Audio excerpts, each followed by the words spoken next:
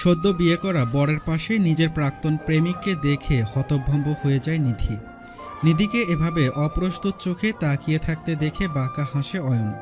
নিধিকে আরও অবাক করে দিয়ে অয়ন নিধির দিকে তাকিয়ে ফারিসকে বলল, দোস্ত, ভাবি তো হ্যাপি কিউট। অয়নের কথা শুনে ফারিসের মধ্যে কোনো প্রতিক্রিয়া দেখা গেল না। এতে অবশ্য নিধি অবাক হয়নি, কারণ নিধিকে যখন ফারিসের দাদা দাদি দেখতে গিয়েছিল তখনই সে বুঝতে পেরেছে এই ছেলেটা কতটা অহংকারী স্বভাবের। সবাইকে আরও অবাক করে দিয়ে ফারিস সবার মাঝখান থেকে উঠে দাঁড়িয়ে বলল, আমার একটা মিটিং আছে, যা করার তাড়াতাড়ি করো তোমরা। বলেই ফারিস নিধিদের বাসা থেকে বের হয়ে গাড়িতে গিয়ে বসল। ফারিসের এমন কাণ্ডে বাড়িতে উপস্থিত সবাই কানাঘুষা শুরু করে দেয়। নিধির ফুপি নিধির সৎমাকে খোঁচা দিয়ে বললেন, কি ছেলের সাথে মেয়ের বিয়ে দিয়েছো তুমি? বিয়ের দিন নাকি ছেলের মিটিং আছে? ভাবা যায় এসব? এই ছেলে কিভাবে আমাদের নিধিকে সুখী রাখবে ভাবি? নিধির ফুপির কথা শুনে নিধির সৎমা বেশ রাগান্বিত গলায় বলেন, আমার দায়িত্ব ছিল তোমার ভাইয়ের মেয়েকে বিয়ে দেওয়া, সে দায়িত্ব আমি পালন করেছি। আর শোনো, ছেলেটার কোনো কিছুর অভাব নেই। আশা করি তোমার ভাইয়ের মেয়ের কোনো অসুবিধা হবে না ওদের বাড়িতে। বলেই নিধির সৎমা রুমে চলে যায়। নিধির মায়ের কথা শুনে নিধির চোখ বেয়ে নোনা জল গড়িয়ে পড়ল। নিধির ফুপি এসে তার ঘাড়ে হাত রেখে বললেন, সবকিছু ঠিক হয়ে যাবে মা। ফারিসের দাদা দাদি অনেক ভালো মনের মানুষ।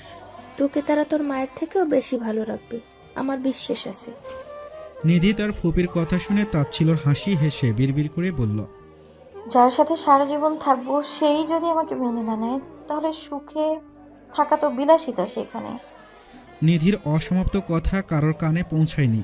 ফারিসের দাদিমা নিধির কাছে এগিয়ে এসে বললেন, হারিসের কথায় কিছু মনে করো না নাতবো, ও একটু এমনই।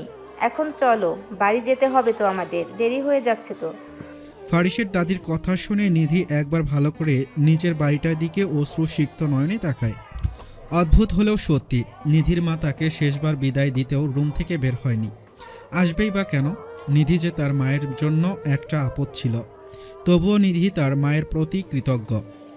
নিজের মেয়ে না হয়েও যে তার জন্য এত কিছু করেছেন তিনি। ফারিসের দাদু নিধিকে ফারিসের গাড়ির কাজ সামনে নিয়ে গিয়ে বললেন, তুমি আর ফারিস এই গাড়িতে করে আসো, অয়ন আর আমি তোমার দাদি অন্য গাড়িতে করে আসছে। বলেই ফারিসের দাদু গাড়ির দরজা খুলে দেয়। নিধি গাড়িতে উঠে চুপ করে বসে আছে। ফারিস সেদিকে না তাকিয়ে নিধিকে কিছুটা ধমকের সুরে বলল, সিট বেল্ট বাঁধার কথা বলে দিতে হবে? উফ, কারো কোনো সময়ের প্রতি সচেতনতা নেই। ফারিসের কথা শুনে নিধি তাড়াহুড়ো করে সিট বেল্ট বাঁধতে গিয়ে ব্যর্থ হয়। ফারিস বেশ বিরক্তি নিয়ে নিধির কাছে এসে সিট বেল্ট বেঁধে দেয়। গাড়ি তার আপন গতিতে চলছে। নিধি আর ফারিসের মধ্যে নীরবতা বিরাজ করছে।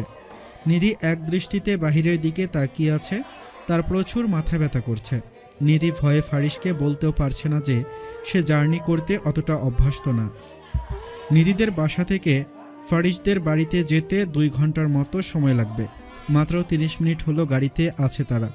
এর মধ্যেই নিধি অসুস্থ হয়ে পড়ল।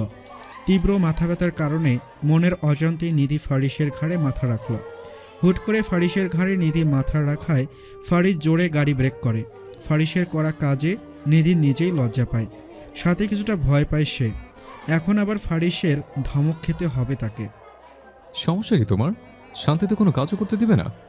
আমার একটা ইম্পর্টেন্ট মিটিং আছে, সেখানে আমাকে পৌঁছতে হবে, তাড়াতাড়ি জানানো তুমি। ফারিসের কথা শুনে নিধি কিছুটা কেঁপে ওঠে। তীব্র ভয় নিয়ে সে ফারিসকে মিনমিন করে বলে, আমার জার্নি করার অভ্যেস নেই, তাই মাথা ব্যথা করছে। তোমার মাথা ব্যথা করছে তো আমি কি করব? তোমার সমস্যা হচ্ছে? তাহলে গাড়ি থেকে নেমে যাও, বসে আছে কেন? ফারিসের কথা শুনে নিধির চোখ বেয়ে পানি পড়তে থাকে। সে তাড়াতাড়ি চোখের পানি মুছতে ব্যস্ত হয়ে পড়ে। নিধিকে কাঁদতে দেখে ফারিস চোখ থেকে সানগ্লাস খুলতে খুলতে বলে, মেয়েদের প্রতিটি শিরাতেই ন্যাকামিতে ভর্তি। বলেই ফারিস গাড়ি থেকে নেমে পড়ে। ফারিস গাড়ি থেকে নামার পরেও নিধি গাড়ি থেকে নামে না। এটা দেখে ফারিস গাড়ির সামনে এসে নিধিকে বলল, আমি কি গাড়িতে বসে থাকার জন্য গাড়ি থামিয়েছে, নাকি বসে বসে প্রেম করার জন্য? গাড়ি থেকে নামবে নাকি এভাবে সারা রাস্তা আমার ঘাড়ে মাথা রেখে ঘুমিয়ে যাওয়ার ইচ্ছে আছে? ফারিসের কথা শুনে নিধি চোখের পানি মুছে বলল, আমি ঠিক আছি, আপনার দেরি হয়ে যাচ্ছে, তাড়াতাড়ি আসুন। নিধির কথা শুনে ফারিস তার দিকে ভ্রু কুঁচকে তাকায়। তবুও নিধির কোনো হেলদোল না দেখে ফারিস বেশ বিরক্ত হয়ে সেই স্থান ত্যাগ করে। কিছুক্ষণের মধ্যে ফারিস একটা ঠান্ডা পানির বোতল আর কিছু আচার এনে নিধির পাশে রেখে গাড়ি স্টার্ট দেয় আবার। নিধি সেদিকে না তাকিয়েই সিটে হেলান দিয়ে ঘুমানোর চেষ্টা করলো। হঠাৎ করে গাড়ি ব্রেক করায় নিধির ঘুম ভেঙে যায়। ফারিস গাড়ি থেকে নেমে গাড়ির দরজা খুলে দিয়ে বলল, নামো, অফিসে যাব। বাসায় যাও তুমি। ফারিসের কথা শুনে নিধি গাড়ি থেকে নেমে যায়। নিধি নেমে যেতেই ফারিস গাড়িতে উঠে অফিসের উদ্দেশ্যে রওনা দেয়। ফারিসদের বাড়ির সামনেই দাঁড়িয়ে আছে নিধি। দাঁড়িয়ে আছো কেন নাতবু? বাড়ির ভেতরে আসো। ফারিসের দাদুর কথা শুনে নিধি তার দিকে তাকায়। নিধির মলিন মুখখানা দেখে ফারিসের দাদু তাকে সান্ত্বনা দিয়ে বলেন, জন্মের সময় মাকে হারিয়েছে, তার কয়েক বছর পর ওর বাবাও চলে গিয়েছিল আমার অবুঝ ফারিসকে রেখে। বাবা মায়ের শাসন না পেয়ে বড় হয়েছে তো, তাই একটু খিটখিটে মেজাজের হয়েছে। তুমি চিন্তা করো না নিধি, ও ঠিক হয়ে যাবে। তুমি শুধু ওকে ভালোবেসে একটু আগলে রেখো। আমার ফারিসটা ভালোবাসার পাগল, ছোটবেলা থেকে কারো ভালোবাসা পাইনি তো তাই। ফারিসের দাদুর কথা শুনে নিধি ওনার চোখের দিকে তাকিয়ে বলল, আমি আমার সব দায়িত্ব পালন করার চেষ্টা করব দাদু। নিধির কথা শুনে হাসেন ফারিসের দাদু। তিনি নিধিকে নিয়ে বাড়ির ভেতরে প্রবেশ করেন। বাড়ির ভেতরে আসতেই ফারিসের দাদি নিধিকে নিয়ে নিজের রুমে এসে বসেন। আলমারি থেকে একটা কাঠের কারুকাজ করা গহনার বক্স এনে নিধির হাতে দিয়ে বললেন, এটা খুলে দেখো তো কেমন লাগছে। নিধি বক্সটা খুলে দেখে তার ভেতরে একজোড়া স্বর্ণের রুলি বালা রয়েছে। ফারিসের দাদি হেসে বালাজোড়া নিধির হাতে পরিয়ে দিয়ে বলেন, বাহ, দারুণ লাগছে তোমাকে। এটা তোমার উপহার নাতবো। ফারিসের দাদির কথা শুনে সৌজন্যমূলক হাসল নিধি। সালটা যখন 2019, তখন অয়নের সাথে পরিচয় হয় নিধির। নিধি তখন 10ম শ্রেণীতে পড়ত। তখন থেকেই নিধি আর অয়নের প্রণয়ের সূত্রপাত ঘটে। সব কিছু ঠিকঠাকই চলছিল 2 বছর। একদিন হুট করে অয়ন এসে বলল, তোমার মতো এত নিজ ফ্যামিলির মেয়ের সাথে আমার পরিবার কখনো এই সম্পর্ক মেনে নেবে না, তাই আমাকে ভুলে যাও। তোমার জন্য এটাই মঙ্গল। বলেই অয়ন সেদিন নিধিকে ছেড়ে চলে যায়। এতে নিধি প্রচুর কেঁদেছিল। একসময় মনটাকে পাথরে পরিণত করে পরিবারের চাপে বিয়েতে রাজি হয় নিধি। কিন্তু আজ হঠাৎ 3 বছর পর প্রাক্তন প্রেমিককে দেখে অবাক না হয়ে পারল না নিধি। রুমের এক কোণায় দাঁড়িয়ে আনমনে এসব ভাবছিল নিধি। হঠাৎ করে হাতে হ্যাঁচকা টান পড়ায় নিধির সামনে তাকায়। নিধি তার সামনে অয়নকে দেখে কিছুটা রেগে যায়। হাত ছাড়ুন বলছি, এখানে কেউ দেখে ফেলে ব্যাপারটা কিন্তু খারাপ হবে বলে দিলাম। খবরদার আমার থেকে 100 হাত দূরে থাকবেন বলে দিলাম। নিধির কথা শুনে পৈশাচিক হাসি হাসে অয়ন। এখানে কি হচ্ছে এসব? হঠাৎ ক্ষিপ্ত সুরে বলা কথাটা শুনে নিধি আর অয়ন দুজনেই ভয় পেয়ে যায়। ফারিস নিধি আর অয়নের দিকে রক্তিম চোখে তাকিয়ে আছে। ফারিসের কথা শুনে নিধি আর অয়ন দুজনেই নিচের দিকে তাকিয়ে আছে। অয়ন সাহস করে ফারিসকে বলল, আসলে আমি ফারিস অয়নের পুরো কথা না শুনে তার শার্টের কলার চেপে ধরে হুঙ্কার দিয়ে বলল, আসলে কি? তোর সাহস হয় কি করে ওর হাত ধরা? অয়ন ফারিসের হাত থেকে নিজেকে কোনোমতে ছাড়িয়ে নিয়ে হন হন করে সেই স্থান ত্যাগ করল। অয়ন চলে যেতেই ফারিস নিধির দিকে রক্তিম চোখে তাকিয়ে বলল, ভালো করে 4 ঘন্টা হয়নি তুমি বাড়িতে এসছো, আর এখন থেকে তুমি নাটক শুরু করে দিয়েছ। তোমাকে তো আমি ভদ্র ঘরে মেয়ে মনে করেছিলাম। ভদ্র ঘরের মেয়ে বলেই এসব ব্যবহার সহ্য করে যাচ্ছি। নিধির কথা শুনে ফারিস তার দিকে অবাক চোখে তাকিয়ে বলল, মুখে মুখে তর্ক করা আমার একদম পছন্দ না। আমার সাথে তর্ক করতে এসো না, আর এর পরিণাম ভালো হবে না, বলে দিলাম। বলেই ফারিস নিজের রুমে চলে যায়। নিধি আর ফারিসের বিয়ে ঘরোয়াভাবেই হয়েছে। ফারিসের অনুষ্ঠান করার ইচ্ছে নেই, সে বলে দিয়েছে। তাই ফারিসের দাদু রাহাত শিকদার একদম ঘরোয়াভাবে নাতবউকে তাদের বাড়িতে নিয়ে আসেন। রাত প্রায় 11:30 বাজে। নিধি ফারিসের দাদি পারুল বেগমের পাশে বসে আছেন। পারুল বেগম নিধিকে ফারিসের বেডরুমে দিয়ে আসেন। রুমে ঢুকে ফারিসকে কোথাও দেখে না নিধি, তাই নিশ্চিন্তে বিছানার এক কোণায় বসে সে। হঠাৎ করে ওয়াশরুমের দরজা খুলে মাথা মুছতে মুছতে রুমে প্রবেশ করল ফারিস। নিধিকে বসে থাকতে দেখে ফারিস ভ্রু কুঁচকে বলল, এত বড় বাড়ি, অথচ তোমাকে রুমে রেখে থাকতে হবে? অসহ্য। হঠাৎ পুরুষালী কণ্ঠস্বর শুনে নিধি ফারিসের দিকে তাকায়। ফারিসের দিকে তাকিয়ে নিধির সাথে সাথে লজ্জায় চোখ ফিরিয়ে নিচের দিকে তাকিয়ে যায়। নিধির করা কাজে ফারিস নিধির সামনে গিয়ে বলল, এমন রিয়েক্ট করার কি আছে? যাও, কাপড় থেকে টি শার্ট বের করে দাও।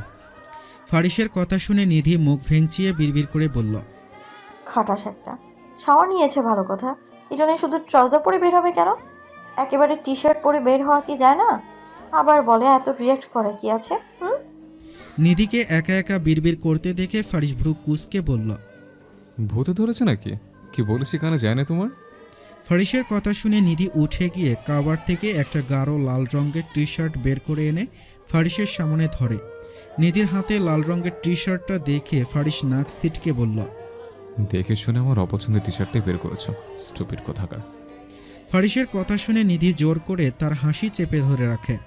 সে ইচ্ছে করেই লাল রঙের টি শার্টটা বের করে দেয়, তাই সে আর কোনো কথা বলে না। ফারিস নিধির দিকে একবার রক্তিম চোখে চেয়ে নিজেই কাবার থেকে টি শার্ট বের করে পরে নেয়। ফারিস ল্যাপটপ কোলের ওপর নিয়ে বিছানায় বসে বসে কাজ করছে। রাত প্রায় 1টা বাজতে চলছে। এখনও ফারিসের কাজ শেষ হওয়ার কোনো নাম নেই। এদিকে নিধি ঘুমে হেলে পড়েছে। একসময় নিধি নিজের সব ভয়কে একপাশে জড়ো করে বলল। আপনি কি ঘুমোবেন না? নিধির কথা শুনে ফারিস কান থেকে ব্লুটুথ খুলে ভ্রু কুঁচকে বলল। কিছু বলেছো? ফারিসের কথা শুনে নিধি হতাশ হয়। নিধিকে চুপ করে থাকতে দেখে ফারিস ল্যাপটপ বন্ধ করে নিধির সামনে বসে বলল। নাম কি তোমার? ফারিসের কথা শুনে নিধি অবাক হয় প্রচুর। যাকে বিয়ে করেছে তার নামটা পর্যন্ত জানে না। ব্যাপারটা হাস্যকর না? কেন? আপনি জানেন না আমার নাম কি? হুজুর বলেছিল তোমার নাম, কিন্তু ভুলে গিয়েছে। এসব আজের জিনিস আমার মনে রাখার মতো সময় মেহরাব ফারিস শিকদারের নেই।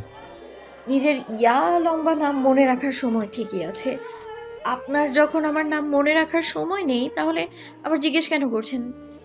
নিধির কথা শুনে ফারিস তার দিকে অবাক চোখে তাকিয়ে বলল। তর্ক করো না মেয়ে, শান্তভাবে কথা বলছে তাই আশকার পেয়ে যাচ্ছ। আমার নামটা লম্বা কে বলেছে তোমায়? যা জিজ্ঞেস করেছে তার উত্তর দাও সুন্দর করে। মানহা ইসলাম নিধি। কোন ক্লাসে পড়ো? অনার্স 2য় বর্ষে। অনেক ছোট তুমি। ফারিসের কথা শুনে নিধি কিছুটা সাহস নিয়ে বলল। আপনার বয়স কত? মানুষ তো এখন বিয়ে করতে গেলে 16 বছরের মেয়ে খোঁজে, সেই হিসেবে আমি তো বুড়োই বলতে গেলে, সেখানে আপনি আমাকে ছোট বলছেন? 28 বছর বয়স আমার, সেই হিসেবে তুমি অনেক ছোট। ফারিসের কথা শুনে নিধি হতভম্ব হয়ে যায়। ফারিসকে দেখতে 25 বছরের বেশি বয়সের মনে হবে না। নিধি মনে মনে বলল।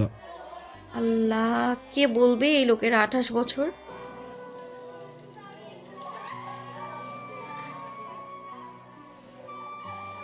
এতই যখন সমস্যা তাহলে আমায় বিয়ে কেন করেছেন?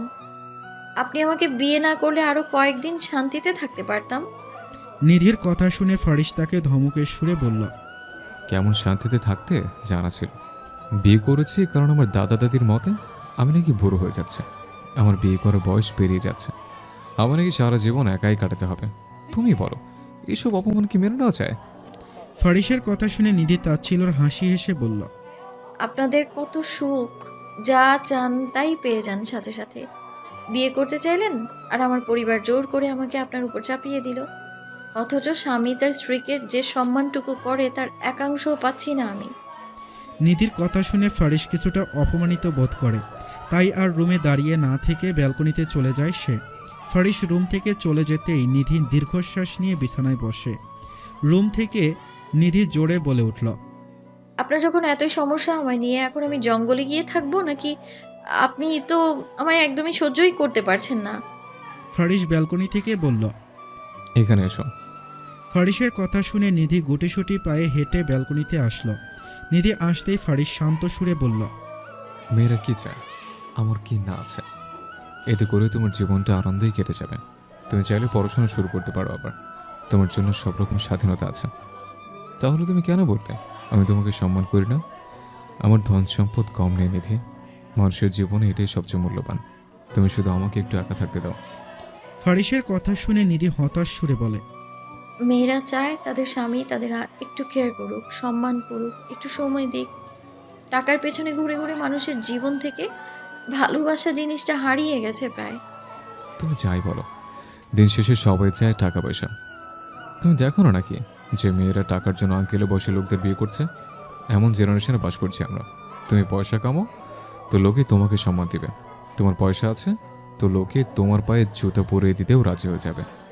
ভালোবাসা বলে যে একটা শব্দ আছে, সেটা আপনি টাকার পেছনে ছুটে ভুলেতে বসেছেন। আপনি টাকার পেছনে ছুটে মানুষ থেকে রোবটে পরিণত হচ্ছেন, মিস্টার মেহরাব ফারিস শিকদার। নিধির জোর গলায় বলা কথা শুনে ফারিস রেগে নিধির দিকে এগিয়ে আসতে নিতেই নিধি পিছিয়ে যায়। পিছনে ঘুরে হাঁটতে গিয়ে নিধির পা মচকে পড়ে যেতে নিলেই ফারিস তাড়াতাড়ি নিধিকে শক্ত করে জড়িয়ে ধরল। ছাড়ুন আমায়। নিধির কথা কানে পৌঁছাতেই হুঁশ ফিরে ফারিসের। ফারিস তাড়াতাড়ি নিধিকে ছেড়ে দিয়ে দূরে সরে যায়। নিধি ব্যালকনিতে আর দাঁড়িয়ে না থেকে রুমে চলে যায়। অনেক রাত হয়েছে। নিধি আর ৭-৫ না ভেবে ফারিসের বিছানায় শুয়ে পড়ল। ক্লান্ত প্রকৃতি, চারদিকে নীরব নিস্তব্ধ। ব্যালকনির গ্রিল ধরে দাঁড়িয়ে এক দৃষ্টিতে বাহিরের দিকে তাকিয়ে আছে ফারিস। বাহিরের মৃদু আলোয় বোঝা যাচ্ছে আকাশে মেঘ জমেছে। যে কোনো সময় শহর জুড়ে মুষলধারা বৃষ্টি নামতে পারে। ফারিস অধীর আগ্রহে ব্যালকনিতে দাঁড়িয়ে বৃষ্টির অপেক্ষা করছে। একসময় ফারিসের ধৈর্যের বাঁধ ভাঙল, তবুও বৃষ্টি এলো না। তাই ফারিস আর ব্যালকনিতে দাঁড়িয়ে না থেকে রুমে চলে আসে। রুমে এসে নিজের বিছানায় নিধিকে শুয়ে থাকতে দেখে প্রচুর বিরক্ত হয় ফারিস। এক প্রকার রাগ নিয়ে ফারিস নিধিকে ঘুম থেকে টেনে তুলতে গিয়ে দমে যায়। একদম নিষ্পাপ বাচ্চার মতো গুটিসুটি মেরে শুয়ে আছে নিধি। ফারিসের আর সাহস হলো না এই সুন্দর মুহূর্তকে নষ্ট করে দেওয়ার। এদিকে ফারিসেরও প্রচুর ঘুম পাচ্ছে। সকালে উঠে আবার অফিসে যেতে হবে। তাই এক প্রকার বিরক্ত হয়ে ফারিস কাউচে গিয়ে শুয়ে পড়ল। জানালার গ্রিল পেরিয়ে সকালে স্নিগ্ধ নরম আলো চোখে পড়তেই ঘুম ভেঙে যায় নিধির। পাখির কিচিরমিচির ডাক শোনা যাচ্ছে বাহির থেকে। নিধি আর শুয়ে না থেকে উঠে ফ্রেশ হয়ে রুম থেকে বের হয়ে যায়। বাহিরে বের হতেই পারুল বেগমের সাথে দেখা। নিধি পারুল বেগমকে সালাম দিয়ে বলল, আমাকে কি করতে হবে দাদিমা? নিধির কথা শুনে পারুল বেগম আহাম্মকের মতো তার দিকে চেয়ে আছে। নিধির কথা বুঝতে পেরে পারুল বেগম নিধিকে ধমক দিয়ে বললেন, আমি কি তোমাকে কাজ করার জন্য আমার নাত বউ করে এনেছি নাকি?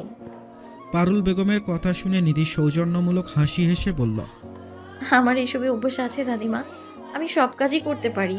আমাদের বাড়িতে থাকতেও তো আমি সবই করতাম। আর বাড়ির বউদের কাজই হলো রান্নাবান্না করা, সবার যত্ন নেওয়া। নিধির কথা শুনে পারুল বেগম মৃদু হেসে বললেন, বাড়ির বউদের দায়িত্ব যদি থাকে সবার যত্ন নেওয়ার, তাহলে তার যত্ন নিবে কে? তোমাকে এসব নিয়ে ভাবতে হবে না মেয়ে, আমিও তো এই বাড়ির বউ। সমস্যা নেই দাদিমা, আমি সবার জন্য নাস্তা বানাই প্লিজ। বলেই নিধি রান্নাঘরে চলে যায় নাস্তা তৈরি করার জন্য। পারুল বেগমও হতাশ চোখে নিধির কাজ দেখছেন। সকাল 8:30 বাজে। নিধি রান্নাঘর থেকে সব খাবার এক এক করে এনে ডাইনিং টেবিলের ওপর সাজিয়ে রাখে। রাহাত শিকদার আর পারুল বেগম ডাইনিং টেবিলে এসে বসেন। নিধির চোখ শুধু ফারিসকেই খুঁজছে। অতঃপর অপেক্ষার ইতি টেনে কিছুক্ষণের মধ্যেই নিচে নামলো ফারিস। একদম অফিসের জন্য তৈরি হয়েই নিচে নেমেছে ফারিস। ফারিসকে দেখে রাহাত শিকদার চোখ কপালে তুলে বললেন, আজকের দিনও তোমাকে অফিস যেতে হবে দাদু ভাই? লোকে কি বলবে বলো তো? রাহাত শিকদারের কথা শুনে ফারিস রুষ্ট হয়ে বলল, লোকে কি বলেছে তাতে আমার কিচ্ছু যায় আসে না। লোকেদের দয়াতে থাকছি না আমি, নিজের যোগ্যতার বলে আমি এত দূর এসে পৌঁছেছি। মানুষের কথা শুনলে তো আর এত দূর আসতে পারতাম না আমি। তাই বলে তুমি বিয়ের পরের দিনই অফিসে যাবে? মেয়েটা কি ভাববে বলো তো তুমি? রাহাত শিকদারের কথা শেষ হতেই নিধি আঁক বাড়িয়ে বলল, সমস্যা নেই দাদু, ওনার যেহেতু কাজ আছে তাই ওনার কাজে আমার হস্তক্ষেপ না করাই উচিত। রাহাত শিকদার বুঝতে পেরেছে, এমনভাবে মাথা তুলল। তিনি আবারও বললেন, নাস্তা করে নাও দাদু ভাই। রাহাত শিকদারের কথা শুনে ফারিস খেতে বসে। নিধি সবাইকে খাবার দিয়ে এসে ফারিসের পাশে দাঁড়ায়। নিধি ফারিসের প্লেটে পরোটা দিতে যেতেই ফারিস তাকে বাধা দিয়ে বলল, এসব তেলযুক্ত খাবার আমি খাই না, তোমার জানা নেই? আর এসব খাবার কে বানিয়েছে? ফারিসের ধমক খেয়ে নিধি মিনমিন করে বলল, আমি তো কালকেই আপনার বাড়িতে এসেছি, তাই জানবো কি করে? জানলে তো আপনার জন্য অন্য খাবার বানাতাম। ফারিস হোঁচট খেল। সে তো ভেবেছে এই খাবার কোনো হেল্পিং হ্যান্ড বানিয়েছে, তাই এত চেঁচামেচি করছে। এই খাবার তুমি বানিয়েছো? ফারিসের শান্ত গলায় বলা কথা শুনে নিধি স্বস্তির নিঃশ্বাস ফেলল। জি হ্যাঁ। নিধির কথা শুনে ফারিস হাত ঘড়ি দেখে। দেরি হয়ে যাচ্ছে এমন ভাব করে সে বলল, দেরি হয়ে যাচ্ছে, বানিয়ে যখন ফেলেছো তখন তাড়াতাড়ি খেতে দাও। ফারিসের কথা শুনে নিধির ঠোঁটের কোণে এক চিলতে হাসি ফুটে উঠল। সে পরম আবেশের সাথে ফারিসের প্লেটে খাবার বেড়ে দেয়। খাবার খাওয়া শেষ করে ফারিস তার অফিসের উদ্দেশ্যে বেরিয়ে পড়ল। সারাদিন কেটে যায়, কিন্তু নিধিদের বাড়ি থেকে কেউ আসে না তাকে নিতে। নিধি ভেবেছে হয়তো তার সৎমা সব ব্যবধান ভুলে গিয়ে হলেও তার কাছে ছুটে আসবে, কিন্তু নিধিকে ভুল প্রমাণিত করে তার বাড়ি থেকে কেউ আসে না। আর এতে নিধির একটু খারাপ লাগলেও পরক্ষণে সব খারাপ লাগাকে একপাশে রেখে ফারিসের জন্য অপেক্ষা করতে থাকে সে। অয়নের সাথে সম্পর্ক বিচ্ছিন্ন হওয়ার পর নিধি তো ঠিক করে ফেলেছিল আর বিয়েই করবে না। পুরো পুরুষ মানুষের ওপর থেকেই তার বিশ্বাস উঠে যায়। যেখানে অয়ন নিধিকে ছাড়া কিছুই বুঝতো না, সেখানে সেই অয়ন এসেই তার সাথে ব্রেকআপ করে ফেলে। এতে তো মন ভাঙ্গারই কথা, কিন্তু ফারিসের সাথে বিয়ে হয়েছে মাত্র একদিন হয়েছে। এই একদিনেই ফারিসের জন্য নিধির মনে আলাদা একটা জায়গা তৈরি হয়েছে। একেই হয়তো বলে স্বামী স্ত্রী পবিত্র সম্পর্ক, যা না চাইতেও ভালোবাসায় রূপান্তর হয়। হঠাৎ কলিং বেলের আওয়াজ শুনে নিধি রুম থেকে বের হয়ে সদর দরজাটা খুলে দেখে ফারিস এসেছে। নিধি একবার ফারিসকে ভালো করে পরখ করে নেয়। মুখের রক্তিম বর্ণ ধারণ করেছে ফারিসের, মনে হচ্ছে কোনো কারণ নিয়ে অনেক রেগে আছে। নিধিকে দরজার সামনে এভাবে দাঁড়িয়ে থাকতে দেখে ফারিসের মেজাজ আরও খারাপ হয়ে যায়।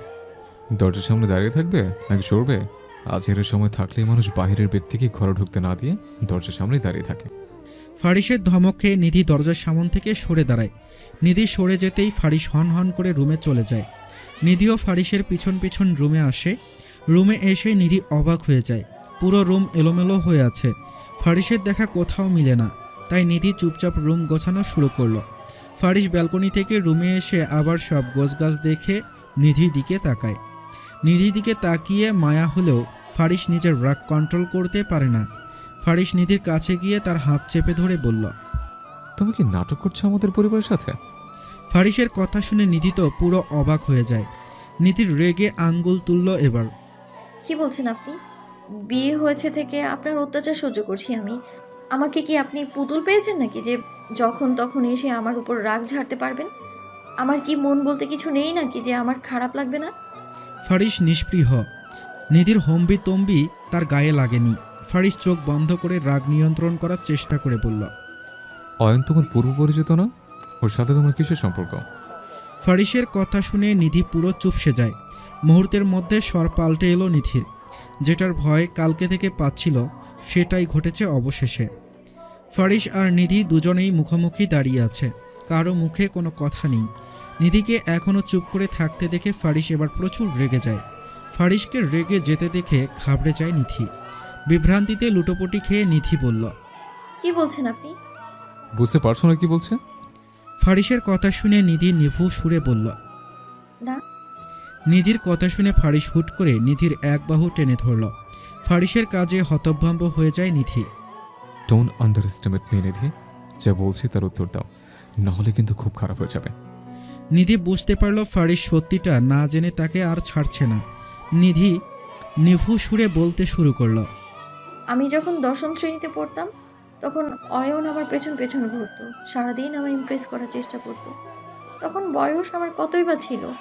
অয়নের এসব পাগলামো দেখে আর কি করতে পারলাম না, তাকে না করতে পারলাম না। নিজের আবেগকে নিয়ন্ত্রণ করতে পারিনি আমি তখন। সব কিছু ঠিকঠাকই চলছিল 2 বছর। কোনোদিন মনে হয়নি ও আমায় ছেড়ে চলে যাবে। কোনোদিন কোনো বাজে প্রস্তাবও দেয়নি আমাকে অয়ন, যার জন্যে ওর প্রতি আমি আকৃষ্ট হতে থাকি আরও বেশি। একদিন হঠাৎ অয়ন এসে কোনো কারণ ছাড়াই আমার সাথে ঝগড়া করতে শুরু করে দেয়। আমি বুঝতেও পারিনি আমার কি দোষ ছিল যে ও আমার সাথে ঝগড়া করছে। ঝগড়ার শেষ প্রান্তে সে আমাকে বলে আমার মতো এত নিচ ফ্যামিলির মেয়েকে তার পরিবার নাকি মেনে নেবে না, তার সাথে আমি যেন আর যোগাযোগ না করি, সেও আমার সাথে আর কোনো যোগাযোগ করবে না। এসব বলে সেদিন অয়ন চলে যায়। তখন আবেগ হয়তো আমার নিয়ন্ত্রণে ছিল, তবে আমি ধ্বংসের শেষ প্রান্তে ছিলাম। বলেই থামে নিধি। কি হয়েছে তারপর? অর্ধেকগুলো থেমে যাচ্ছে কেন? রাতে কি খাবার খাওয়া নেই? ফারিসের কথা শুনে নিধি অবাক চিত্তে ফারিসের দিকে তাকায়। শুরু থেকে শেষ পর্যন্ত সবই তো বলেছি আমি। ফারিসের ব্যাকুল চিত্ত হতাশ হলো। ফারিস চোখ বন্ধ করে নিজের রাগ নিয়ন্ত্রণ করে বলল, আমি সব কিছুই জানি মেয়ে, আমার কাছে সব সত্যি বলো, আমি কিছু বলবো না তোমাকে। নিধি এবার একটু রেগে যায়, কিছুটা চেঁচিয়ে বলল, কি আজব, সব কিছুই তো বলেছি, আমি আপনার থেকে কি লুকাবো আর? নিধির কথা শুনে ফারিস সজোরে নিধির গালে থাপ্পড় দিয়ে বলল, অহনের সাথে রাত কাটাসনি তুই? কি মনে করেছিস আমি কিচ্ছু জানতে পারবো না? আমাকে তো রাতেই বোকা মনে হয়। নিধি বিস্ময়বহ। সে কল্পনাও করেনি ফারিস তাকে চর মারবে, তাও আবার ভুল কিছু শুনে। নিধির আর কিছু জানার আগ্রহ রইল না। টলমলে পায়ে হেঁটে নিধি ব্যালকনিতে চলে যায়। নিস্তব্ধ নিশ্চুপ হয়ে আছে চারদিকে। কোনো সারা শব্দ নেই কোথাও। বাহিরের দমকা হাওয়ায় চুল উড়ছে নিধির। আকাশে মেঘেরা পাল্লা দিয়ে চলছে। বিষাদের নীরবতা যখন চারদিক জুড়ে, আচমকা ফাঁস হতে কেউ একজন নিধির চোখের পানি মুছে দিয়ে বলল, মিথ্যে বলা আমার একদম পছন্দ না মেয়ে। সত্যটা আমি তোমার মুখ থেকে শুনতে চাই, তাই তো আমি এসেই তোমাকে জিজ্ঞেস করেছি সব। ফারিসের কথা শুনে নিধি তার দিকে ফিরে তাকায়। নিধি অবলীলায় বলল, আমি প্রথমেই বলেছি অয়ন আমাকে কখনো কোনো বাজে প্রস্তাব দেয়নি, সেখানে আমরা কিভাবে রাত কাটাবো? আপনার কি আমাকে এতই খারাপ মনে হয়? এসব আপনাকে কে বলেছে? নিরুত্তর ফারিস নিষ্পলক চেয়ে থাকে। কিছুক্ষণ আগে করা কাজের জন্য ভিতরে ভিতরে দুমটে মুচড়ে যাচ্ছে সে। অফিসে যাওয়ার পরই অয়নের বয়ান শুরু হলো। নিধি তাকে ঠকিয়েছে, নিধির সাথে তার ঘনিষ্ঠ সময় কেটেছে, আরও কত কি। এসব শুনেই ফারিস আর রাগ নিয়ন্ত্রণ করতে পারেনি। বাইরের কাউকে নিয়ে এসব বললে ফারিস হয়তো চুপ করে থাকতো, কিন্তু তার ব্যক্তিগত জীবনের সাথে জুড়ে থাকা মানবীকে নিয়ে এসব বলাতে ফারিস চুপ করে থাকতে পারেনি। অয়নের সাথে তো এসব নিয়ে রাগারাগি হয়েছেই, আবার বাসায় এসে নিধির কাছ থেকে সত্যিটা জানতে চায় সে। তখন অয়নের রাগ সব নিধির ওপরে উঠায় ফারিস। ফারিসকে চুপ করে থাকতে দেখে নিধি বলে, খাবার দিচ্ছি, খেতে আসুন নিচে। নিধির কথা শুনে এক মুহূর্তের জন্য নিধির ওপর থেকে সব বিরক্তি দূর হয়ে যায় ফারিসের। একটু আগে কি খারাপ ব্যবহারটা না করেছে সে নিধির সাথে, অথচ কি সুন্দর নিধি সব কিছু ভুলে এখন তাকে খেতে ডাকছে। নিধি ডাইনিং টেবিলের ওপর খাবার এনে রাখে। ফারিস এসে চেয়ার টেনে বসল। নিধি ফারিসকে সযত্নে খাবার বেড়ে দেয়। খাবার বেড়ে দিয়ে নিধি রুমের দিকে পা বাড়ায়। নিধি, ফারিসের মুখে নিজের নাম শুনে চকিতে পেছন ফিরল নিধি। অবাক হয়ে বলল, কিছু লাগবে? খেতে আসো। ফারিসের কথা শুনে নিধি হতভম্ব হয়ে যায়। ফারিস কি করে জানলো সে খাবার খায়নি? নিধির কল্পনার মধ্যে এক বালতি জল ঢেলে দিয়ে ফারিস নিধিকে ধমক দিয়ে বলে, খেতে ডেকেছে, শুনছো না? সব কিছু নিয়ে তোমার উপর এত চেঁচামেচি করতে হয় কেন আমাকে? সোজা কথা হজম হয় না তোমার? ফারিসের ধমক খেয়ে চুপসে যায় নিধি। নিধি মিনমিন করে বলল, সারাদিন আপনার ধমক খেয়ে তো পেট ভরে যায়, খাবার খাওয়ার আর কি প্রয়োজন? কিছু বলেছো? না না, কি বলবো আমি? আমি কি কিছু বলতে পারি নাকি? নিধির কথা শুনে ফারিস তার দিকে চোখ পাকিয়ে তাকায়। তা দেখে নিধি তাড়াতাড়ি এসে চেয়ার টেনে ফারিসের পাশে বসে পড়ল। অয়ন তোমাকে ছেড়ে চলে গেছে, তুমি তাকে আটকাতে চাওনি কেন? ফারিসের কথা শুনে থমকে যায় নিধি। মানুষ নাকি তার বউয়ের কাছ থেকে প্রাক্তনকে না আটকানোর গল্প শুনতে চায়। কি অদ্ভুত স্বামী তার। কথায় আছে না, ভাগ্যে না থাকলে সাধ্যের মধ্যে থাকা প্রিয় জিনিসটাও হারিয়ে যায়, তেমনই আর কি। ফারিস বুক ভাঙ্গা শ্বাস ফেলল। নিধির কথাটা কঠিন হলেও সত্যি, যেটার বাস্তব প্রমাণ সে নিজেই। অয়নকে এখনো ভালোবাসো? জীবনে কেউ আমাকে আমার মতো করে বোঝেনি, কি হবে আর মিছে মায়ায় জড়িয়ে থাকে। নিধির কথা বলার ধরনে থতমত খেয়ে যায় ফারিস। সে বুঝতে পেরেছে নিধি কথাটা তাকেই ইঙ্গিত করে বলেছে, তাই কথা ঘোরানোর জন্য বলে, এসব তুমি রান্না করেছো? হ্যাঁ। ও, তাই তো বলি, এত বাজে খাবার তো বাড়ির কেউ বানায় না। ফারিসের কথা শুনে নিধি হতবিহ্বল হয়ে যায়। সবাই তার রান্নার অনেক প্রশংসা করে, সেখানে ফারিস একথা বলছে। রান্না মজা হয়নি তো খাচ্ছেন কেন? নিধির কথা শুনে ফারিস খাওয়া থামিয়ে দিয়ে বলল, ক্ষুধা লেগেছে, খাবো না?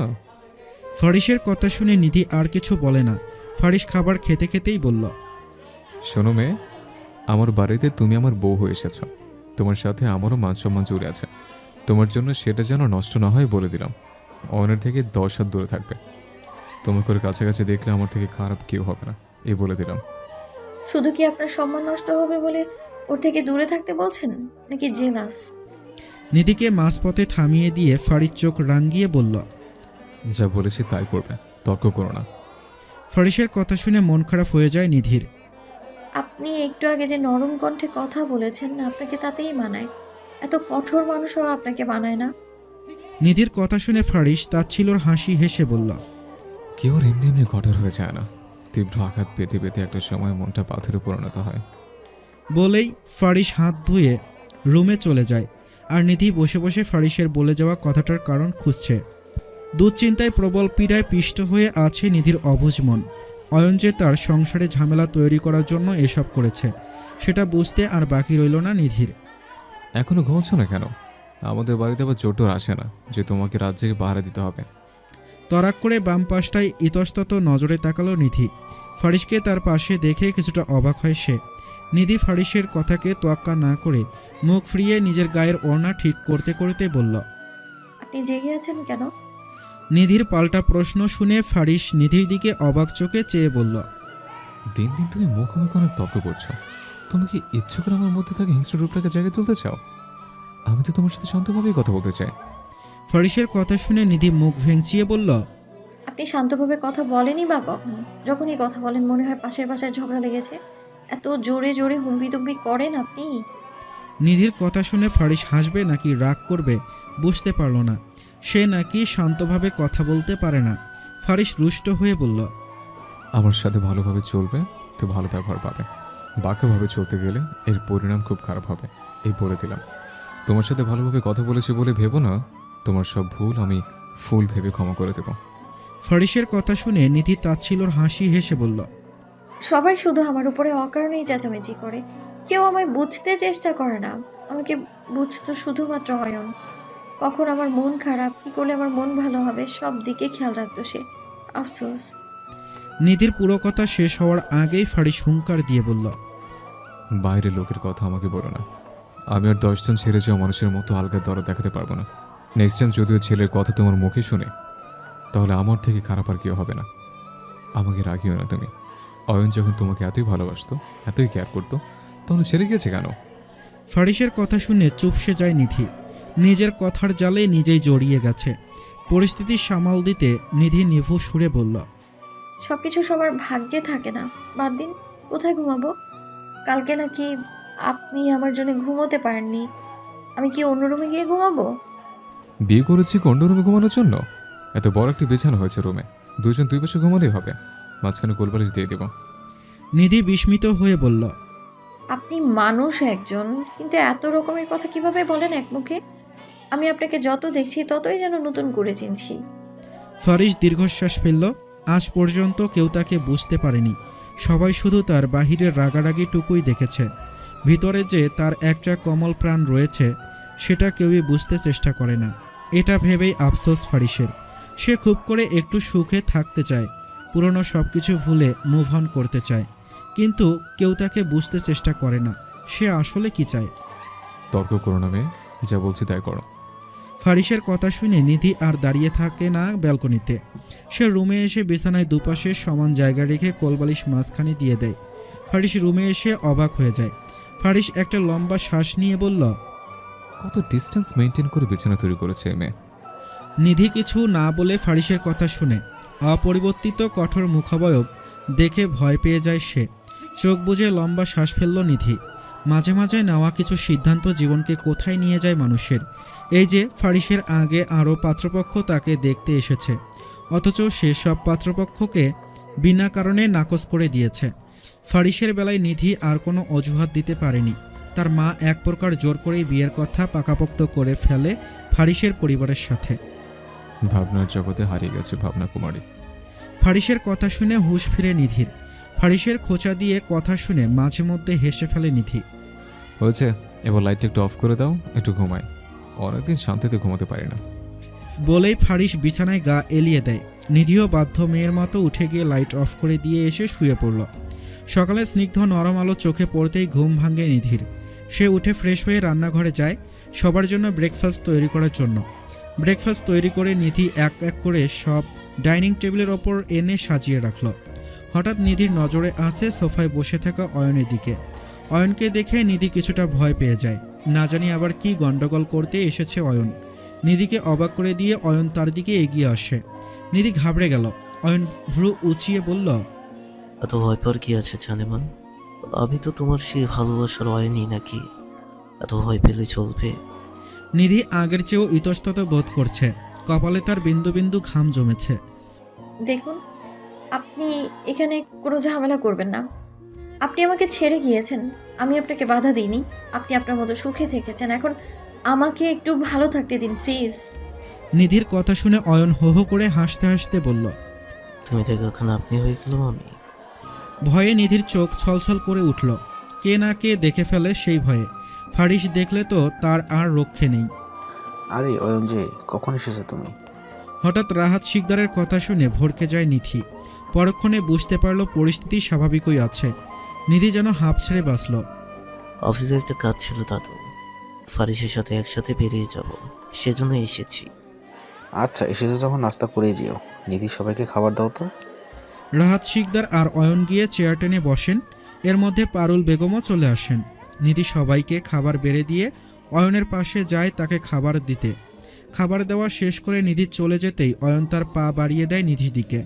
নিধি সেটা খেয়াল না করেই হেঁটে যেতে নিতেই পড়ে যেতে নেয়। আচমকা একজোড়া হাত এসে নিধিকে আগলে নেয়। ভয়ে নিধি চোখ বন্ধ করে ফেলে।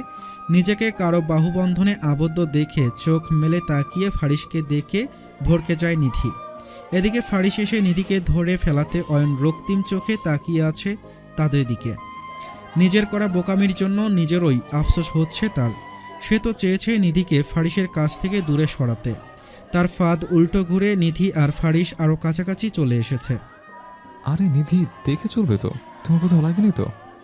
অয়নের দিকে রক্তিম চোখে তাকিয়ে শান্ত গলায় কথাটা বলল ফারিস। এদিকে ফারিসের এত শান্তশিষ্ট আচরণ নিধি যেন ঠিক হজম করতে পারল না। ফারিস সেসব পাত্তা না দিয়ে নিধিকে ধরে চেয়ারে বসিয়ে দেয়। ফারিস নিজেও নিধির পাশের চেয়ারে টেনে বসল। ফারিস যত্ন সহকারে নিধির প্লেটে খাবার বেড়ে দিতে দিতে বলল, খাবার খেয়ে ওষুধ খেয়ে নিও ব্যথার। ফারিসের একের পর এক চমক যেন নিতেই পারছে না নিধি। একটু অন্যমনস্ক হয়েই ফারিসের কথায় সায় মিলায় সে। অয়ন, তোর কোনো কাজ আছে নাকি রে? ফারিসের কথা শুনে হুঁশ আসে অয়নের। নিজের রাগকে নিয়ন্ত্রণ করার চেষ্টা করে অয়ন বলল, অফিসের একটা কাজের ব্যাপারে কথা বলতে এসেছি। অফিসে যাবি না তুই? না রে, আজকের অফিস যাব না। তোর ভাবিকে নিয়ে একটু বাইরে বের হব, কিছু কেনাকাটা করার ছিল। আর আমি না তোকে বলেছি আমার কাজের ব্যাপারে তুই আর কোনো কষ্ট না করতে? আমি আমার অফিসে অনেক কর্মচারী রেখেছে, তোর তো এক্সট্রা কষ্ট করার দরকার নেই নাকি? ফারিসের কথা শুনে হেসকি উঠে যায় নিধির। ফারিস তাড়াতাড়ি পানি ঢেলে নিধির মুখের সামনে ধরল। নিধি পানির গ্লাস নিয়ে ঢকঢক করে পানি পান করে। ফারিস নিধিকে আলতো ধমক দিয়ে বলল, তোমাকে কতবার বলেছে একটু সাবধানে থাকবে, কেন আছে তুমি আমার কথা শোনো না? কে জানে। ফারিসের হঠাৎ এত পরিবর্তন দেখে নিধি সহ ফারিসের দাদা দাদিও হতভম্ব হয়ে যায়। শুধু অয়নই জ্বলছে ফারিস আর নিধির কথাবার্তা শুনে। রাহাত শিকদার সোফায় বসে বসে খবরের কাগজ পড়ছেন। তিনি নিধিকে উদ্দেশ্য করে বললেন, ফারিস ডেকেছে, তাড়াতাড়ি যাও, নয়তো আবার রেগে যাবেন আব্বু। রাহাত শিকদারের কথা শুনে নিধি তার হাতের কাজ শেষ করে রুমে আসে। রুমে এসে নিধি পুরো অবাক হয়ে যায়। ফারিস একদম রেডি হয়ে বসে আছে। অফিসে যাবেন? নিধির কথা শুনে ফারিস ভ্রু উঁচিয়ে তার দিকে তাকায়। হ্যাঁ, আমি তো অফিসে পাঞ্জাবি পরেছি, স্টুপিড কোথাকার। ফারিসের কথা শুনে চুপসে যায় নিধি। নিধি কণ্ঠ শৃঙ্খে তুলে বলল, এভাবে বলার কি আছে? ফারিস ছোট্ট শ্বাস ফেলে বলল, খাবার টেবিলে বলেছি না শপিংয়ে যাব, এখন রেডি হওনি কেন? নিধির মাথার ওপর দিয়ে গত হচ্ছে সব। কিছুই বুঝতে না পেরে নিধি ফারিসের দিকে তাকিয়ে আছে। যে ছেলে বিয়ের দিনও মিটিং মিস দেয় না, সেই ছেলে নাকি অফিসে না গিয়ে তাকে নিয়ে শপিংয়ে যাবে। নিধির মনের অবস্থা বুঝতে পেরে ফারিস বিস্তর শ্বাস ফেলে বলল, অয়নকে কোনো প্রকার সাইড দেওয়া যাবে না। ওর মনে কি চলছে সেটা আমি খুব ভালো করে বুঝতে পেরেছি। ওকে যেহেতু বলে ফেলেছে আজকে তোমাকে নিয়ে বেরোবো, তাই আর দেরি করো না, রেডি হও। নিধি চুপ করে রইল। নিধিকে চুপ করে থাকতে দেখে ফারিস মিইয়ে গেল ফের। গলায় গম্ভীরতা বজায় রেখে ফারিস বলল, যা বলছি তাই করো। আমার সহ্য হচ্ছে না তোমার এই খাটতারামিগুলো। আমি এগুলো পছন্দ করি না। তুমি সেসবই করছো। তুমি কেন সকালে অয়নকে খাবার দিতে গিয়েছো? আমাকে রাখিও না, পুরনো ভুলগুলো কিন্তু আমি ভুলিনি। ফারিসের কথার অন্তজাল থেকে বাঁচতে নিধি তাড়াতাড়ি রেডি হতে চলে যায়। ফারিস আর দাঁড়িয়ে না থেকে গাড়িতে গিয়ে বসল। মিনিট 15-র মধ্যেই নিধি বাড়ি থেকে বের হয়ে গাড়ির দিকে এগিয়ে আসছে। ফারিস নিধির দিকে চোখ তুলে তাকায়। পার্পেল কালারের একটা কুর্তি পরেছে নিধি, চোখে গাঢ় কাজল আর ঠোঁটে হালকা লিপস্টিক, চুলগুলো সাইডে সিঁথি করে খোলা। এতেই মারাত্মক সুন্দর লাগছে নিধিকে। এই প্রথম ফারিস নিধির দিকে তাকিয়ে তাকে খুঁটিয়ে খুঁটিয়ে দেখছে। নিধিকে দেখে নিজের অজান্তেই ফারিসের ঠোঁটের কোণে এক চিলতে হাসি ফুটে উঠল। আসছেন কেন? নিধির কথা শুনে হুঁশ ফেরে ফারিসের। সে গাড়ি থেকে বের হয়ে এসে গাড়ির দরজা খুলে দেয়। নিধি আর কোনো কথা না বলে গাড়িতে গিয়ে বসল। নিধি গাড়িতে উঠতেই ফারিস গাড়ি স্টার্ট দেয়। মাঝ রাস্তায় ফারিসকে হঠাৎ করে গাড়ি থামাতে দেখে নিধি তার দিকে অবাক চোখে তাকায়। নিধি কিছু না বলেই ফারিস গাড়ি থেকে বের হয়ে একটা দোকানে ঢোকে। নিধি অসহায় দৃষ্টিতে ফারিসের যাওয়ার পানে চেয়ে আছে। এই লোক কখন কি করে বোঝাই মুশকিল। 2 মিনিটের মধ্যেই ফারিস আবার গাড়িতে এসে বসে। নিধির দিকে ফারিস একটা মাস্ক বাড়িয়ে দিয়ে বলল। মাস্কটা পরে নাও। নিধি ভ্রু উঁচিয়ে বলল। কি দরকার মাস্ক পরার? মাস্ক পরলে আমার দম বন্ধ হয়ে আসে। নিধির কথা শুনে ফারিস চটে গিয়ে বলল। মাস্ক পরতে বলেছি মানে তুমি পরবে। নিধি গাল ফুলিয়ে ফারিসের হাত থেকে মাস্কটা নেয়। নিধিকে গাল ফুলিয়ে থাকতে দেখে ফারিস খুব ধীর স্থিরভাবে বলল। অয়নে যাচ্ছে আমাদের সাথে, তাছাড়া বাইরে কত মানুষ থাকবে। ফারিসের কথা শুনে নিধি কিছু বলল না। সে নীরব দৃষ্টিতে বাহিরের দিকে তাকিয়ে আছে। অয়নের সাথে একদম কথা বলবে না তুমি। নিধি সন্তর্পণে মাথা নাড়ল। সে মহাচিন্তিত কণ্ঠে বলল। অয়নকে সাথে নেওয়ার কি খুব দরকার ছিল? নিধির কথা শুনে বিরক্ত হয় ফারিস। আমি কি করব না করব সেটা কি তোমার থেকে অনুমতি নিয়ে করতে হবে? ফারিসের কথা শুনে চুপসে যায় নিধি। তার আর কোনো কথা বলার সাহস হয় না। নিধিকে চুপ করে থাকতে দেখে ফারিস রুষ্ট সুরে বলল। অয়ন আমার জানের দোস্ত, তাকে দেখাতে হবে না আমি আমার বউকে কতটা ভালোবাসি, আমরা কতটা সুখী আছি? সেটা দেখে অয়নের থেকে খুশি কেউ হবে না, আমি শিওর। বলেই বাঁকা হাসে ফারিস। নিধি ফারিসের দিকে অসহায় দৃষ্টিতে তাকিয়ে বলল। এসব করা কি খুব বেশি দরকার? পুরনো ক্ষতকে জাগিয়ে তুলতে চান আপনি? ফারিস দৃঢ় কণ্ঠে বলল। আমি তো শান্তভাবেই সবার সাথে চলতে চেয়েছি, অয়নই তো আমাকে রাগিয়ে দিয়েছে। আমি তো প্রথমে ওর সাথে এসব করতে চাইনি। অয়ন বুঝে গেছে আমাদের সম্পর্কটা আর 10টা সাধারণ দম্পতির মতো না, তাই তো আমাদের পিছনে উঠে পড়ে লেগেছে সে। এখন তাকে বোঝাতে হবে যে আমাদের সম্পর্কটা একদম স্বাভাবিক আছে। তাছাড়া অয়ন নিজে থেকেই তো আমাদের সাথে যেতে চেয়েছিল। ফারিসের কথা শুনে দীর্ঘশ্বাস ফেলে নিধি। সে বিরস মুখে বলল। সবকিছু যখন এতই বোঝেন তাহলে নাটক না করে আমাদের সম্পর্কটাকে স্বাভাবিক করে নিলেই তো হয়। নিধির কথা শুনে ফারিস জোরে গাড়ি ব্রেক কষে। ফারিস বিস্তর শ্বাস ফেলে বলল। বুঝবে না তুমি। বলেই ফারিস গাড়ি থেকে নেমে নিধিকেও নামতে বলে। নিধি বাধ্য মেয়ের মতো গাড়ি থেকে নেমে পড়ল। অপেক্ষার অবসান ঘটিয়ে অয়নের আগমন ঘটল। নিধিকে দেখে অয়ন হাত বাড়িয়ে বলল। হাই। নিধি হাত বাড়িয়ে দিতেই ফারিস তার দিকে তাকায়। ফলে নিধি আবার হাত গুটিয়ে নেয়। নিধির কাজে অয়ন কিছুটা অপমানিত বোধ করে, তবুও সে মুখে হাসি বজায় রেখে বলল। কেমন আছেন ভাবি? নিধি একটু চুপ থেকে বলল। আলহামদুলিল্লাহ ভালো আছি। অয়নের ঢলে পড়া স্বভাব দেখে ফারিসের মেজাজ সপ্তম আকাশে পৌঁছে যায়। ফারিস নিধির এক হাত জড়িয়ে ধরে বলল। চলে যায়, তাড়াতাড়ি আবার বাড়ি ফিরতে হবে। ফারিসের কাজে মনে মনে অয়ন প্রচুর বিরক্ত হয়, তবুও সেটা প্রকাশ না করে ফারিস আর নিধির সাথে তাল মিলিয়ে শপিং মলের ভেতরে যায়। নিধি দাঁড়িয়ে দাঁড়িয়ে একটা 3 পিসকে খুঁটিয়ে খুঁটিয়ে দেখছে। অয়ন নিধির থেকে একটু দূরে দাঁড়িয়ে আছে। তা দেখে ফারিস নিধির পাশে এসে বলল। এখান থেকে চলো নিধি, তুমি বরং শাড়ি দেখো। অয়ন ফারিসকে বাধা দিয়ে বলল। আরে থাক না, ভাবি কি কিন্তু 3 পিসেই দারুণ মানায়। অয়নের কথা শুনে ফারিস তার দিকে ভ্রু কুঁচকে তাকায়। পরিস্থিতি বেগতিক দেখে অয়ন মিনমিন করে বলল। আমি বরং আমার নিজের জন্য কিছু দেখি। বলেই অয়ন চলে যায়। অয়ন চলে যেতেই নিধি ফারিসের ওপর রেগে গিয়ে বলল। আপনারা কি আমাকে খেলনা পেয়েছেন নাকি? মন থেকে তো কিছুই করছেন না। এই নাটকটা আর কত দূর এগিয়ে নিয়ে যাবেন আপনি? আর কতক্ষণ আমাকে এইসব নাটকে সায় মিলিয়ে চলতে হবে?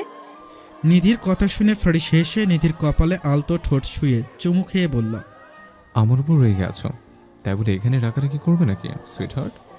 ফারিসের কর্মকাণ্ডে বিস্মিত হয়ে যায় নিধি। কিছু বুঝে ওঠার আগেই কি থেকে কি হয়ে গেল। নিধিকে আরেকটু অবাক করে দিয়ে ফারিস তার কানের কাছে মুখ এনে ফিস ফিস করে বলল। গলা উঁচিয়ে কথা বলবেন আমার সাথে, পরিণাম ভালো হবে না বলে দিলাম। ফারিসের শান্ত গলায় দেওয়া ধমক খেয়ে নিধি চুপসে যায়। মনে মনে ফারিসকে হাজারো বকাঝকা দিতে থাকে সে। এদিকে ফারিস আর নিধিকে এত কাছাকাছি দেখে রাগে দেয়ালে একটা ঘুষি মারে অয়ন। সে ফারিস আর নিধি থেকে কিছুটা আড়ালে লুকিয়ে তাদের দেখছিল। 1 সপ্তাহ পর মেঘ কালো আকাশের ভাবমূর্তি পাল্টে যেতে দেখে কিছুটা মন খারাপ হয়ে যায় নিধির। সে বিষণ্ণ মুখে ছাদ থেকে রুমে ফিরে আসলো। রুমে আসতেই তার ডাক পড়ে। পারুল বেগম নিধিকে ওনার রুমে ডেকেছে। তাই নিধি আর দেরি না করে পারুল বেগমের রুমের দিকে যায়। পারুল বেগমের রুমের সামনে এসে নিধি দরজায় টোকা দেয়। পারুল বেগম এসে রুমের দরজা খুলে দিয়ে নিধিকে ইশারায় ভেতরে প্রবেশ করতে বলেন। নিধি গুটি গুটি পায়ে হেঁটে রুমে প্রবেশ করে। পরিবেশটা বেশ থমথমে। ফারিসের সাথে তোমার সব কিছু ঠিক আছে তো নাতবো? আচমকা এমন প্রশ্ন শুনে অবাক হয় নিধি। নিজেকে কিছুটা প্রস্তুত করে নিধি বলল, ঠিকই তো থাকার কথা দাদিমা। যদি ঠিক না থাকে তাহলে? পারুল বেগমের সন্দিহান কণ্ঠ শুনে নিধি ততস্থ হয়ে যায়। আপনার নাতিকেই জিজ্ঞেস করুন না সব কিছু ঠিক আছে কিনা। আমার তরফ থেকে তো সব কিছু ঠিকই আছে দাদিমা। নিধির কথা শুনে পারুল বেগম ক্লান্ত ভঙ্গিতে নিধির দিকে তাকিয়ে বলেন, আমি না আর পারছি না এসব নিতে। আমি কি পাপ করেছি তোমাদের বিয়ে দিয়ে? আমার ফারিসের একজন সঙ্গী হবে ভেবেই আমি তোমার সাথে ওর বিয়ে দিয়েছি। এখন তো মনে হচ্ছে আমরা তোমার সাথে অন্যায় করেছি। পারুল বেগমের কথা শুনে তাচ্ছিলর হাসি হাসে নিধি। যে জায়গায় আমার পরিবার আমার সাথে শত শত অন্যায় করেও তাদের খারাপ লাগেনি, সে জায়গায় আপনাদের খারাপ লাগছে কেন দাদিমা? আপনারা তো কোনো অন্যায় কিছু করেননি। পারুল বেগম প্রলম্বিত শ্বাস ফেললেন। নিধির মাথায় হাত বুলিয়ে দিয়ে তিনি বললেন, চিন্তা করো না নাতবো, সব কিছু ইনশাল্লাহ ঠিক হয়ে যাবে। আমার ফারিস যদি একবার তোমাকে ভালোবেসে ফেলে তাহলে তোমার জীবনটা সুখ শান্তিতে একদম ভরপুর হয়ে যাবে। আমার ফারিসটা যাকে ভালোবাসে তাকে মন উজাড় করে ভালোবাসে, কখনো ছেড়ে যায় না। বাকিটা আমি দেখে নিব, তুমি বরং এখন যাও, ফারিস আসার সময় হয়ে গেছে। পারুল বেগমের সাথে সায় মিলিয়ে নিধি রুমে চলে আসে। রুমে এসে তো নিধি একদম হতভম্ব হয়ে যায়। ফারিস অলরেডি চলে এসেছে। সে অফিসের ড্রেস চেঞ্জ না করেই শুয়ে আছে। তা দেখে নিধি গুটি গুটি পায়ে হেঁটে ফারিসের পাশে গিয়ে বসল। কি হয়েছে আপনার? নিধির প্রশ্নের উত্তর দেয় না ফারিস। সে চুপচাপ দুহাতে মাথা চেপে ধরে শুয়ে আছে। নিধি কাঁপা কাঁপা হাতে ফারিসের কপাল স্পর্শ করে চমকে যায়। জ্বরে ফারিসের গা পুড়ে যাচ্ছে। লাইটটা অফ করো নিধি, চোখগুলো জ্বালা করছে প্রচুর, মাথা ব্যথা করছে। ফারিসের কথা শুনে নিধির চোখ ছলছল করে উঠল। কী কারণে সেটা সে বুঝতে পারল না। এত গম্ভীর কণ্ঠে কথা বলা মানুষটা যখন নরম গলায় কথা বলে তখন তো আশ্চর্য লাগবেই। নিধি আর দেরি না করে উঠে রুমের লাইটটা অফ করে দিয়ে রুম থেকে বের হয়ে যায়। কিছুক্ষণের মধ্যেই নিধি জলপট্টি দেওয়ার জন্য পানি নিয়ে আসে। নিস্তব্ধ রাতে ব্যতীত হয়ে ফারিসের শিউরে বসে মাথায় জলপট্টি দিচ্ছে নিধি। জলপট্টি দেওয়া শেষ করে নিধি রুম থেকে বের হয়ে ফারিসের জন্য খাবার নিয়ে আসলো। নিধি ফারিসকে ডেকে উঠতে বলে, কিন্তু ফারিসের যেন উঠে বসার মতো শক্তিটুকুও নেই। নিধি অনেক কষ্ট করে ফারিসকে বালিশের সাথে হেলান দিয়ে বসায়। নিধি ফারিসের সামনে খাবার রেখে বলল, খাবারটা খেয়ে নিন, ওষুধ খেতে হবে। নিধির কথা শুনে পিটপিট করে ফারিস তার দিকে তাকায়। ফারিস মুখ অন্যদিকে ফিরিয়ে কাঁপা কাঁপা কণ্ঠে বলল, খেতে ভালো লাগছে না আমার। ফারিসের কথা শুনে যেন মহা ঝামেলায় পড়ল নিধি। সে আর সাত পাঁচ না ভেবেই নিজেই ফারিসকে জোর করে অল্প একটু খাবার খাইয়ে দিল। তারপর ফারিসের রুমে অনেক খোঁজাখুঁজির পরে জ্বরের ঔষধ পায় নিধি। ফারিসকে অনেক জোরাজোরির পরেও ঔষধ খাওয়াতে ব্যর্থ হয় নিধি। এসিটা অফ করো, ঠান্ডা লাগছে। আর তুমি এখন লাইট অন করে রেখেছো, বলেছো তো মাথা ব্যথা করছে। ফারিসের মৃদু কণ্ঠে ধমক খেয়ে চুপসে যায় নিধি। সে বিড়বিড় করে বলল, অসুস্থ তারপরেও তার রাগারাগি যাবে না, বাপ রে। বলেই নিধি উঠে লাইট আর এসি অফ করে দেয়। ব্ল্যাঙ্কেট বের করে ফারিসের গায়ে জড়িয়ে দেয় নিধি। তারপর ফারিসের পাশে বসে নিধি বলল, মাথা টিপে দিই, ভালো লাগবে। নিধির কথা শুনে চমকে চোখ মেলে তাকালো ফারিস। এত অস্থির হতে হবে না তোমাকে, কিছুক্ষণ পরেই সব রোগ হাওয়া হয়ে যাবে। এমনিতে কোনো কিছুই আমার কাছে চিরস্থায়ী থাকে না। ফারিসের কথা শুনল না নিধি। সে আলতো হাতে ফারিসের মাথা টিপে দিতে থাকে। রাত প্রায় 3টা বাজে। নিধি ফারিসের পাশে বালিশে হেলান দিয়ে শুয়ে আছে। হঠাৎ ফারিসের মৃদু আর্তনাদ শুনে ঘুম ভেঙে যায় নিধির। আবার জ্বর এসেছে ফারিসের। নিধি এবার বেশ চিন্তায় পড়ে যায়। এত রাতে কি পারুল বেগমকে ডাকা ঠিক হবে? শেষে নিধি আর কোনো উপায় না পেয়ে জ্বরের ঔষধ এনে পানির গ্লাস এগিয়ে দেয় ফারিসের দিকে। কিন্তু ফারিস চোখ খোলে না। ফারিস নিধির হাত চেপে ধরে বলল, আমাকে ছেড়ে যেও না কখনো, আমার একা থাকতে খুব কষ্ট হয় জানো। ফারিসের কথা শুনে নিধি তার দিকে ফ্যালফ্যাল করে তাকিয়ে আছে। এই মুহূর্তে তার ঠিক কী বলা উচিত সেটাই সে খুঁজে পাচ্ছে না। অতঃপর নিধি ফারিসের এক হাত জড়িয়ে ধরে বলল, যাব না। নিধির এই একটা কথা শুনেই যেন স্বস্তি পেল ফারিস। আবারও নিশ্চিন্তে ঘুমের জগতে পাড়ি জমালো ফারিস। স্নিগ্ধ সকালবেলা সূর্যের আলো চোখে পড়তেই ঘুম ভেঙে যায় ফারিসের। চোখ মেলে চারিপাশে ভালো করে তাকাতেই থমকে যায় ফারিস। সে নিধিকে আষ্টে পৃষ্ঠে জড়িয়ে ধরে শুয়ে আছে। ফারিস নিধিকে ছেড়ে উঠে বসতে নিতেই তার মাথাটা ভার হয়ে আসে। বাধ্য হয়ে সে আবারও শুয়ে পড়ল। নিধি ঘুম থেকে উঠে সবার জন্য ব্রেকফাস্ট বানিয়ে ফারিসের খাবার রুমে নিয়ে আসে নিধি। রুমে এসে দেখে ফারিস এখনও ঘুমাচ্ছে। বিছানার পাশে টি টেবিলের ওপর খাবার রেখে নিধি চলে যেতে নিতেই ফারিস তার হাত ধরে ফেলল। ফারিসের কাজে সে তো পুরো হতভম্ব হয়ে যায়। নিধি বিড়বিড় করে বলল, জ্বরের কবলে পড়ে এই লোক পাগল হয়ে গেছে নাকি? দুর্ভাগ্যবশত নিধির কথাটা ফারিস শুনে ফেলে। ফারিস শোয়া থেকে উঠে বসতে বসতে বলল, পাগল বলেছ আমাকে? কোন দিক দিয়ে পাগল মনে হয় আমাকে? ফারিসের কথার জবাব দেয় না নিধি। সে ফারিসের কপালে হাত দিয়ে চেক করে জ্বর আছে কিনা। এখনও পুরোপুরি জ্বর কমেনি ফারিসের। তাই নিধি ফারিসকে আদেশের সুরে বলল, ফ্রেশ হয়ে এসে নাস্তা করুন, ওষুধ খেতে হবে। আর হুট করে কিভাবে আপনার জ্বর এসেছে? সারাদিন কাজ কাজ করে তো নিজের একটু যত্নও নেন না। নিধির কথা শুনে ফারিস মিনমিন করে বলল, যত্ন নেওয়ার জন্য তো একজন আছে। কি বলছেন? নিধির কথার জবাব না দিয়ে ফারিস বিছানা থেকে নামতে নিতেই পড়ে যেতে যায়। নিধি ফারিসকে ধরে ফেলল। আপনার হম্বি তম্বি আর যাবে না কোনোদিন? আরে ভাই, জ্বরের কারণে দুর্বল হয়ে আছে আপনার শরীর, সাবধানে চলবেন তো। নিধির কথাকে কানে না নিয়ে ফারিস ফ্রেশ হতে যায়। কিছুক্ষণের মধ্যেই সে ফিরে এসে বিছানায় আরাম করে বসে নিধিকে বলল, খাবার দাও। নিধি খাবারের দিকে আঙ্গুল দেখিয়ে বলল, খাবার তো এনেই রেখেছি, খেয়ে নিন। নিধির কথা শুনে ফারিস তার দিকে ভ্রু কুঁচকে বলল, একজন অসুস্থ মানুষ কি তার নিজের হাতে খাবার খেতে পারে? এটুকু কমন সেন্সও নেই তোমার? এখন যে আমাকে খাইয়ে দেওয়া উচিত, তোমাকে সেটাও বলে দিতে হবে? ফারিসের কথা শুনে নিধি ড্যাব ড্যাব করে তার দিকে তাকিয়ে আছে। এ কোন ফারিসকে দেখছে সে? আকাশ থেকে ঘোলাটে মেঘের আবরণ সরে গিয়ে রোদের দেখা মেলে। নিধি ফারিসকে খাবার খাইয়ে দিয়ে রান্নাঘরে যায় প্লেট রাখতে। রান্নাঘর থেকে রুমে এসে নিধি তো পুরো অবাক হয়ে যায়। আপনি আসলে কি বলুন তো, এই অবস্থায় কেউ অফিসে যায় নাকি? কেউ যায় না, আমি যাব। নিধি এবার আর চুপ করে থাকতে পারল না। সে ফারিসকে হুমকি দিয়ে বলল, আমি এক্ষুনি গিয়ে দাদুকে ডেকে আনবো, উনি দেখবে আপনাকে। ফারিস ভীষণ কঠিন ধাঁচের মানুষ। তাই নিধির কথাতে ফারিসের কোনো প্রতিক্রিয়া দেখা গেল না। তাই নিধি বাধ্য হয়ে রাহাত শিকদারকে ডেকে নিয়ে আসলো। রাহাত শিকদার ফারিসকে আদেশ দিয়ে বললেন, দাদু ভাই, তুমি পুরোপুরি সুস্থ হওনি এখনো, তাই এই অবস্থাতে তোমাকে অফিসে যেতে হবে না। রাহাত শিকদারের কথাকে কানে নিল না ফারিস। সে নিজের মতো রেডি হতে ব্যস্ত ভ্যানিটির সামনে দাঁড়িয়ে। রাহাত শিকদার অপেক্ষায় ছিল কখন ফারিসের দৃষ্টি তার দিকে পড়বে, কিন্তু ফারিস ভুলেও ওনার দিকে তাকায় না। শেষে রাহাত শিকদার ব্যর্থ হয়ে বললেন, আমার অফিস তোমাকে আর সামলাতে হবে না দাদু ভাই। কালকে থেকে মেয়েটা অক্লান্ত পরিশ্রম করে তোমার সেবা যত্ন করেছে। তুমি তার বিন্দুমাত্র মূল্য না দিয়ে এই অসুস্থ শরীর নিয়ে এখন আবার অফিসে যাচ্ছ। তুমি আবার অসুস্থ হয়ে গেলে তো তখন আবার বেশি দিন বিছানায় পড়ে থাকতে হবে। তার চেয়ে বরং এখন 2-1 দিন রেস্ট নাও, যেন পুরোপুরি সুস্থ হয়ে যাও। রাহাত শিকদারের কথা শুনে কিছু বলে না ফারিস। সে নিধির ঘন পাপড়ির চোখ দুটোর দিকে রক্তিম চোখে তাকিয়ে আছে। তা বুঝতে পেরে নিধি রাহাত শিকদারের পেছনে লুকিয়ে যায়। কিছুক্ষণ গম্ভীর থেকে ফারিস একটা লম্বা দীর্ঘশ্বাস ফেলে বলল, তোমার কথাই রইল, এবার খুশি মনে দিন কাটো তুমি।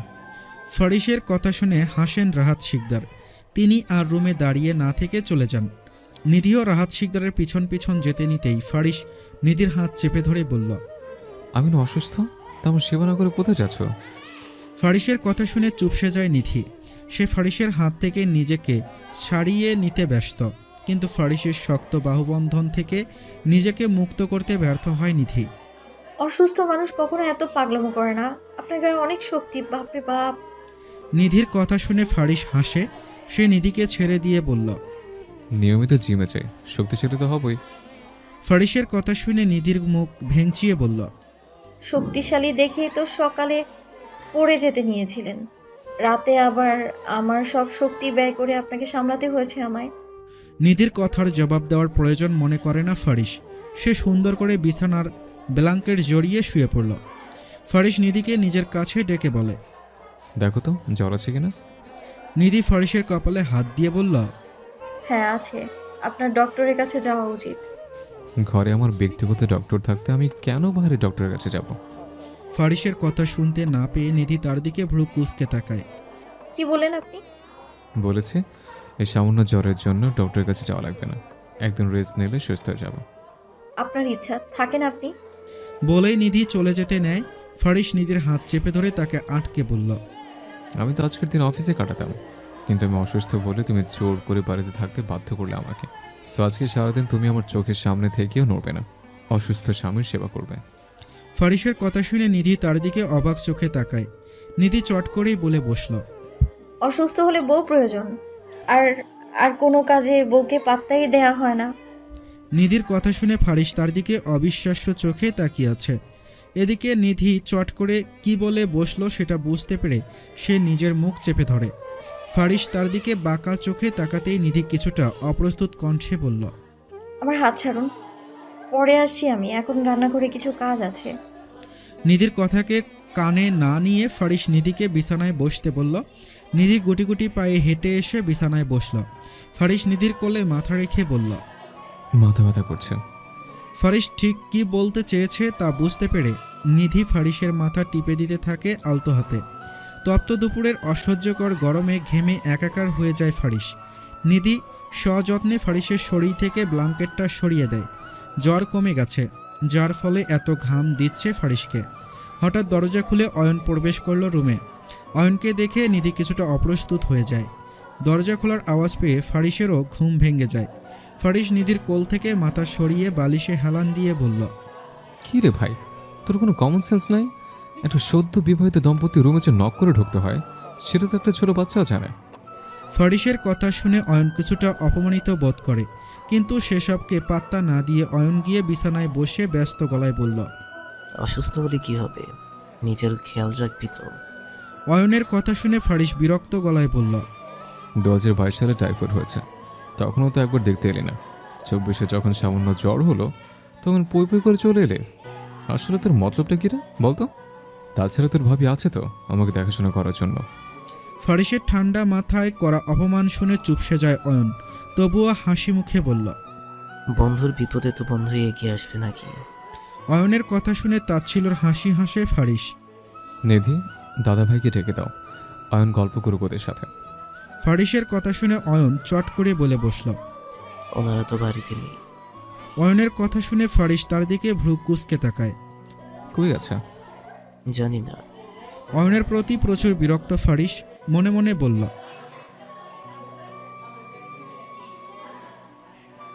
ছোটবেলা থেকেই অয়ন ছিল একজন সুবিধাবাদী মানুষ। যেখানে নিজের লাভ হবে সেখানেই ওত পেতে থাকবে। নিধি, খাবার দাও তো, ক্ষুধা লেগেছে। অয়ন, চল ডাইনিং টেবিলে গিয়ে বসে। ফারিসের কথা শুনে বাধ্য মেয়ের মতো নিধি সবাইকে খাবার দিতে যায়। সবাইকে খাবার বেড়ে দিয়ে নিধি এক পাশে দাঁড়ায়। তা দেখে ফারিস ভ্রু কুঁচকে বলল, দাঁড়িয়ে আছো কেন? বসো, আমাকে খাইয়ে দিতে হবে সেটা ভুলে গেছো? ফারিসের ধমক খেয়ে নিধি অয়নের দিকে আর চোখে তাকিয়ে বলল। এখানে? নিধির কথা শুনে অয়ন চট করে বলে বসল। ভাবির যখন ভালো লাগছে না তখন নিজেরা হাতেই খেয়ে নেয়, না হলে আমি তোকে খাবার খাইয়ে দিই। অয়নের কথা শুনে নিধি জোরে হেসে ওঠে। তা দেখে ফারিস নিধির দিকে রক্তিম চোখে তাকিয়ে বলল, আমার বউ থাকতে আমি কেন অন্য কারো হাতে খাবার খাবো? নিধি যা বলেছে তাকে তুমি করবে? ফারিসের কথা শেষ হতে না হতেই নিধি ফারিসের পাশে চেয়ারটা টেনে বসে পড়ে ফারিসকে সযত্নে খাবার খাইয়ে দেওয়ার জন্য। নিধির হাতে খাবার খেতে খেতে ফারিস বলল, আজকে রান্নাটা অনেক মজা হয়েছে। ফারিসের কথা শুনে অয়ন বলল। ওই অত মজা তো হয়নি। অয়নের কথা শুনে ফারিস তার দিকে বিরক্তি ভরা নয়নে তাকিয়ে বলল, মজা লাগবে কিভাবে তোর কাছে? তুই তো আর তোর বউয়ের হাতে খাবার খাচ্ছিস না। সারাদিন ক্লাবের মেয়েদের সাথে ডিনার করে করে তোর রুচিটাই নষ্ট হয়ে গেছে, তাই খাবারে ভালো টেস্ট পাচ্ছিস না। খাবারে ভালো টেস্ট পাওয়ার জন্য বিয়ে কর, তারপর বউয়ের হাতে খাবার খেয়ে দেখিস খাবারে কেমন আলাদা একটা টেস্ট আছে। ফারিসের কথা শুনে নিধি হতভম্ব হয়ে যায়। মনে মনে ভাবল, আল্লাহ, এ লোক কি আসলে পাগল টাগল হয়ে গেল নাকি? নিধি আর অয়ন মুখোমুখি দাঁড়িয়ে আছে। অয়নের ঠোঁটে বাঁকা হাসি। অয়ন নিধির দিকে কিছুটা অসহায় চোখে তাকিয়ে বলল, আমি কি কখনো তোমার খারাপ চাই নিধি? ফারিস তোমার জন্য পারফেক্ট পুরুষ নয়। অয়নের কথা শুনে নিধি তার দিকে চোখ গরম করে তাকিয়ে রেগে বলল, আমার জন্য কে সঠিক আর কে ভুল সেটা আপনাকে বলতে হবে না। পারফেক্টের থেকে পার্মানেন্ট কেউ দরকার, সে হলো আমার ফারিস। কেউ একজনও তো ছিল আমার জীবনে পারফেক্ট, কই সে তো আমার জীবনে পার্মানেন্টলি থেকে যায়নি। নিধির কথা শুনে অয়ন বিড়বিড় করে বলল, তুই যখন আবার হলি না, তখন আমি তোকে কীভাবে ফারিসের হতে দিই বল? অয়নের কথা বুঝতে না পেরে নিধি তার দিকে জিজ্ঞাসু দৃষ্টিতে তাকাতে অয়ন আবার বলল, ফারিস তোমাকে ভালোবাসে না নিধি, তার মনে অন্য এক নারী রাজত্ব করছে। দেখো না, ফারিস তোমাকে কেমন ধমক দেয়, শুধু শুধু রাগারাগি করে তোমার সাথে। এসব কি আর এমনি এমনি করে কেউ? অয়নের কথা শুনে নিধি হতভম্ব হয়ে যায়, তবুও সে নিজেকে সামলিয়ে বলল, কে বলেছে উনি আমার সাথে খারাপ বিহেভ করছে? ওনার থেকে কেউ আমাকে বেশি কখনোই ভালোবাসতে পারবে না। আপনি আমাকে এসব ভুয়া তথ্য দিয়ে ওনাকে আমার কাছে খারাপ বানাতে পারবেন না। তাই দয়া করে এখান থেকে চলে যান প্লিজ। উনি এক্ষুনি চলে আসবে বাড়িতে। নিধির কথা শুনে অয়ন এক পাও নড়ল না, বরং সে আরও শক্তপোক্ত হয়ে দাঁড়িয়ে তার পকেট থেকে মোবাইল বের করে নিধির দিকে ধরে বলল, আমি যদি তোমাকে ভুলভাল খবরই দিয়ে থাকি, তাহলে এসব ছবি কি মিথ্যে? মোবাইলের স্ক্রিনের দিকে তাকিয়ে নিধির চোখ ছলছল করে উঠল। মোবাইলের স্ক্রিনে ফারিস আর একটা সুন্দরী নারী একে অপরকে জড়িয়ে ধরে হাস্যোজ্জ্বল দৃষ্টিতে তাকানো একটা ছবি। নিধি মোবাইলের স্ক্রিন থেকে চোখ সরিয়ে বলল, এসব বন্ধ করুন। আপনার মতো দুমুখ মানুষকে অন্তত আমি বিশ্বাস করব না। প্রথমে ফারিসকে আমার নামে আজে বাজে কথা বলেছেন, যখন দেখেছেন ফারিস আপনাকে পাত্তা দিচ্ছে না, তখন এবার আমাকে ওনার সম্পর্কে ভুলভাল খবর দিতে এসেছেন আপনি। দয়া করে আপনি এক্ষুনি চলে যান এখান থেকে। নিধির কথা কানে না নিয়ে অয়ন ফারিস আর ওই মেয়েটার এক নাগারে ছবিগুলো দেখাতে ব্যস্ত।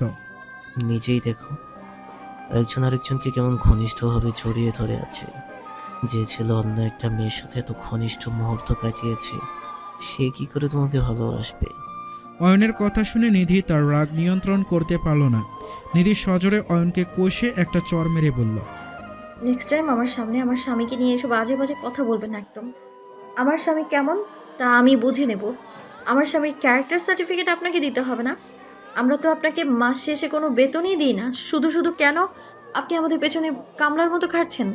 নির্লজ্জ বেহায়া মিথ্যাবাদী লোক কোথাকার। নিধির কথা শুনে অয়ন রক্তিম চোখে তার দিকে তাকিয়ে নিধির হাত চেপে ধরে বলল, তোর যখন এতই বিশ্বাস তোর স্বামীর ওপর, তাহলে তোর স্বামীকে জিজ্ঞেস করিস অবন্তীকে। জিজ্ঞেস করিস অবন্তী কি তার বিয়ে করা বউ না? কেন অবন্তীর সাথে ফারিসের বিয়ের কথা লুকিয়েছে সেটাও জিজ্ঞেস করিস। কেনই বা তোদের বিয়েতে কোনো লোককে জানায়নি এবং কোনো অনুষ্ঠান করেনি। তারপর আসিস অয়নের কথা আর শেষ হতে পারল না, তার আগেই অয়ন মাটিতে লুটিয়ে পড়ল। ফারিস নিধিকে ধমক দিয়ে বলল, রুমে যাও। ফারিসের কথা যেন নিধির কানে পৌঁছায় না, সে তো অয়নের কথা শুনেই থমকে যায়। ফারিস অয়নকে ঘাড় ধাক্কা দিয়ে বাড়ি থেকে বের করে দিয়ে নিধির হাত চেপে ধরে রুমের দিকে নিয়ে যায়।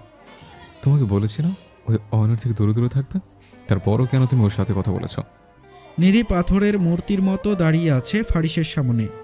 ওর সাথে কথা না বলে কি আর বুঝতে পারতাম যে আপনার একটা সুন্দর অতীত রয়েছে আর আপনি আমাকে এইভাবে ঠকাবেন? আমি কখনো ভাবতে পারিনি।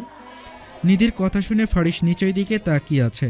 ফারিস নিধির হাত চেপে ধরে শান্ত গলায় বলল, আমি তোমাকে ঠকাইনি নিধি। আমি কি করেছি? আমি তো চেষ্টা করছি আমাদের সম্পর্কটাকে মেনে নেওয়ার। নিধি ফারিসের কথা শুনে কঠিন গলায় বলল, বিয়ে করা বউকে মেনে না নেওয়ার কি কারণ আছে? মেনে নেওয়ার চেষ্টা কি? সারাদিন রাগারাগি, ধমক দেয়া, এইসব? আপনার যখন বিয়ে করা বউকে মেনে নিতে কষ্টই হবে, তাহলে বিয়ে কেন করেছেন আমায়? কেন বিয়ে করতে গেলেন আমাকে? কেন আমার জীবনটা এইভাবে নষ্ট করে দিলেন বলুন? নিধির কথা শুনে ফারিস তাচ্ছিল্যর হাসি হেসে বলল, প্রিয় মানুষগুলি শুধু রাগটাই দেখে। ফারিসের কথা নিধির কানে পৌঁছায় না। অবন্তীকে, উনি কি আপনার বিয়ে করা বউ না? নিধির কথা শুনে ফারিস হুট করে রেগে যায়। সে তার রাগ নিয়ন্ত্রণ করতে না পেরে নিধিকে একটা চড় দিতে গিয়ে আবার হাত গুটিয়ে ফেলল। যেসব বিষয় জানো না সেসব বিষয় নিয়ে কথা বলতে এসো না, এর পরিণাম কিন্তু ভালো হবে না। থেমে গেলেন কেন? মারলেন না কেন আমায়? সেই প্রথম থেকেই তো কিছু বলতে গেলে ধমক দিয়ে থামিয়ে দেন। এর পরিণাম কি খারাপ হবে আমিও শুনি একটু। আজকে অন্তত আমি চুপ করে থাকতে পারবো না। অবন্তী কে হয় আপনার? বলুন আমায় এক্ষুনি। অবন্তী কি হয় সেটা জেনে কি মহাভারত অশুদ্ধ করে ফেলবে? এই 1 মাসে আমি যতটা পেরেছি তোমাকে তোমার মতো করে মেনে নিতে। তারপরও যদি তোমার মনে হয় আমি তোমার হাজব্যান্ড হিসেবে যোগ্য নই, তাহলে তুমি চলে যেতে পারো, আমি তোমাকে আটকাবো না। ফারিসের কথা শুনে নিধির চোখ বেয়ে নোনা জল গড়িয়ে পড়ে। সেদিকে দৃষ্টি নেই ফারিসের। রাগে থরথর করে কাঁপছে ফারিস। 1 মাস হলো আমাদের বিয়ে বয়স, এখনো বলছেন ছেড়ে দেওয়ার কথা। আসলে বলবেনই তো, আমার জন্য তো আপনার আর অবন্তী নামের মেয়েটার প্রণয়ের পূর্ণতা পাচ্ছে না বোধ হয়। বেশি হয়ে যাচ্ছে নিধি। বলেছি কিন্তু ওকে নিয়ে কোনো কথা না বলতে। যেটা জানো না সেটা নিয়ে কথা বলো না। জানি না তো, জানান আমাকে কি হয়েছে। আমি তো জানতে চাই কি হয়েছে, আমার তো অধিকার আছে জানার। নিধির কথার জবাব দেয় না ফারিস। নিধি চোখের পানি মুছতে মুছতে বলল, যে সম্পর্কে একে অপরের প্রতি বিন্দুমাত্র বিশ্বাস নেই, আমি অন্তত সেই সম্পর্কে থাকতে চাই না। নিধির কথা শুনে রেগে ফারিস চট করে বলে বসল। তো থেকো না, আমি তো থাকতে বলিনি। ফারিসের কথা শুনে নিধি হাঁচার চেষ্টা করে বলল, তবে তাই হোক, কোনোদিন আমি জোর করে কিছু পেতে চাইনি, আর ভবিষ্যতে চাইবও না। ভালো থাকবেন, আপনি আপনার মতো করে ভালো থাকবেন। এই কয়দিনে আমার জন্য আপনাকে অনেক কিছু সহ্য করতে হয়েছে, এখন আর কিছু সহ্য করতে হবে না। চেষ্টা করবো আর কোনোদিন যেন আপনি আমার দেখাটাও না পান। বলেই নিধি তার কাপড় চোপড় গুছিয়ে লাগেজ নিয়ে বাড়ি থেকে বের হয়ে চলে যায়। এদিকে নিধির যাওয়ার পানে অসহায় দৃষ্টিতে তাকিয়ে আছে ফারিস। তার যে কিছুই করার নেই। পরন্ত বিকেল, সূর্য প্রায় ডুবে গেছে। পাখিরা ব্যস্ত হয়ে তাদের নীড়ে ফিরছে। সেদিকে নজর নেই নিধির। সে নিস্তব্ধ হয়ে রাস্তার পাশের একটা বেঞ্চে বসে আছে। হুট করে নিধির সামনে 3টা ছেলে এসে দাঁড়ায়। পরিস্থিতি বেগতিক দেখে নিধি ভয়ে চুপসে যায়। সে ঠিক কী করবে বুঝে উঠতে পারল না। তার আগেই 3টা ছেলের মধ্যে একজন নিধির দিকে একটা জ্বলন্ত সিগারেট ছুঁড়ে মারে। জ্বলন্ত সিগারেটটা এসে নিধির পায়ে পড়ে। 3 জনের মধ্যে থেকে একটা ছেলে এগিয়ে এসে নিধির হাত ধরতে যেতেই ভয়ে ছেলেটার চোখ মুখ চুপসে যায়। 3টা ছেলেই দৌড়ে সেই স্থান ত্যাগ করলো। পুরো ব্যাপারটা যেন নিধির মাথার ওপর দিয়ে গেল। কি হয়েছে সেটাই বুঝতে পারল না সে। হঠাৎ ছেলেগুলোর পরিবর্তন দেখে বেশ অবাকই হয় সে। নিধি আর দেরি না করে একটা রিক্সা দাঁড় করিয়ে উঠে পড়ল। এখান থেকে কিছুটা দূরেই নিধির একটা ফ্রেন্ডের বাসা আছে। সেখানেই আপাতত 2-1 দিন থাকবে ভেবেছে নিধি। নিধি রিকশায় উঠে যেতেই গাছের আড়াল থেকে একটা ছেলে বের হয়ে আসে। কলিং বেলের আওয়াজ শুনে দরজা খুলে দেয় ইকরা। দরজা খুলে প্রাণপ্রিয় বান্ধবীকে দেখে খুশিতে চোখ ছলছল করে ওঠে ইকরার। সে এক হাতে নিধিকে জড়িয়ে ধরে কান্না ভেজা কণ্ঠে বলল, ভুলেই তো গিয়েছিস তোর মিতাকে। কতদিন বলেছি ঢাকা এসে কয়েকটা দিন আমার সাথে থেকে যা, আমার একা একা ভালো লাগে না এখানে। তুই শুনলি কই সেটা? আজ হঠাৎ করে এত বছর পর তোকে দেখে সত্যি আমার খুব আনন্দ হচ্ছে। ইকরার কথা শুনে নিধি হেসে ফেলে বলল, আনন্দ হচ্ছে তো কাঁদছিস কেন পাগলি? নিধির কথা শুনে হেসে ফেলে ইকরা। সে দরজার সামনে থেকে সরে গিয়ে নিধিকে ঘরে ঢোকার জন্য জায়গা করে দেয়। অনেকদিন পরে পুরনো বান্ধবীকে ফিরে পেয়ে দুজনের গল্পে মেতে ওঠে। গল্প করতে করতে নিধি তার সাথে ঘটে যাওয়া ঘটনাগুলোও ইকরাকে খুলে বলল। এতে ইকরা কিছুটা ব্যথিত হয়ে বলল, কি মানুষ রে বাবা, তুই তো ওই অয়নশালার কথা তোর বরকে ঠিকই বলেছিস। তাহলে তোর বর ওই মেয়েটা সম্পর্কে তোকে বললে কি এমন ক্ষতি হতো? আসলে আমরা মেয়েদের কেউ আপন ভাবতে চায় না। পান থেকে চুন খসলেই গায়ে হাত তুলবে, নয়তো বাড়ি থেকে বের হয়ে যেতে বলবে। ইকরার কথা শুনে নিধি তাচ্ছিল্যর হাসি হেসে বলল, সব ছেলে এমন হয় না রে। কিছু কিছু পুরুষ আছে যারা মন উজাড় করে ভালোবাসতে জানে। সেই পুরুষদের সঙ্গী আসলেই ভাগ্যবতী হয়।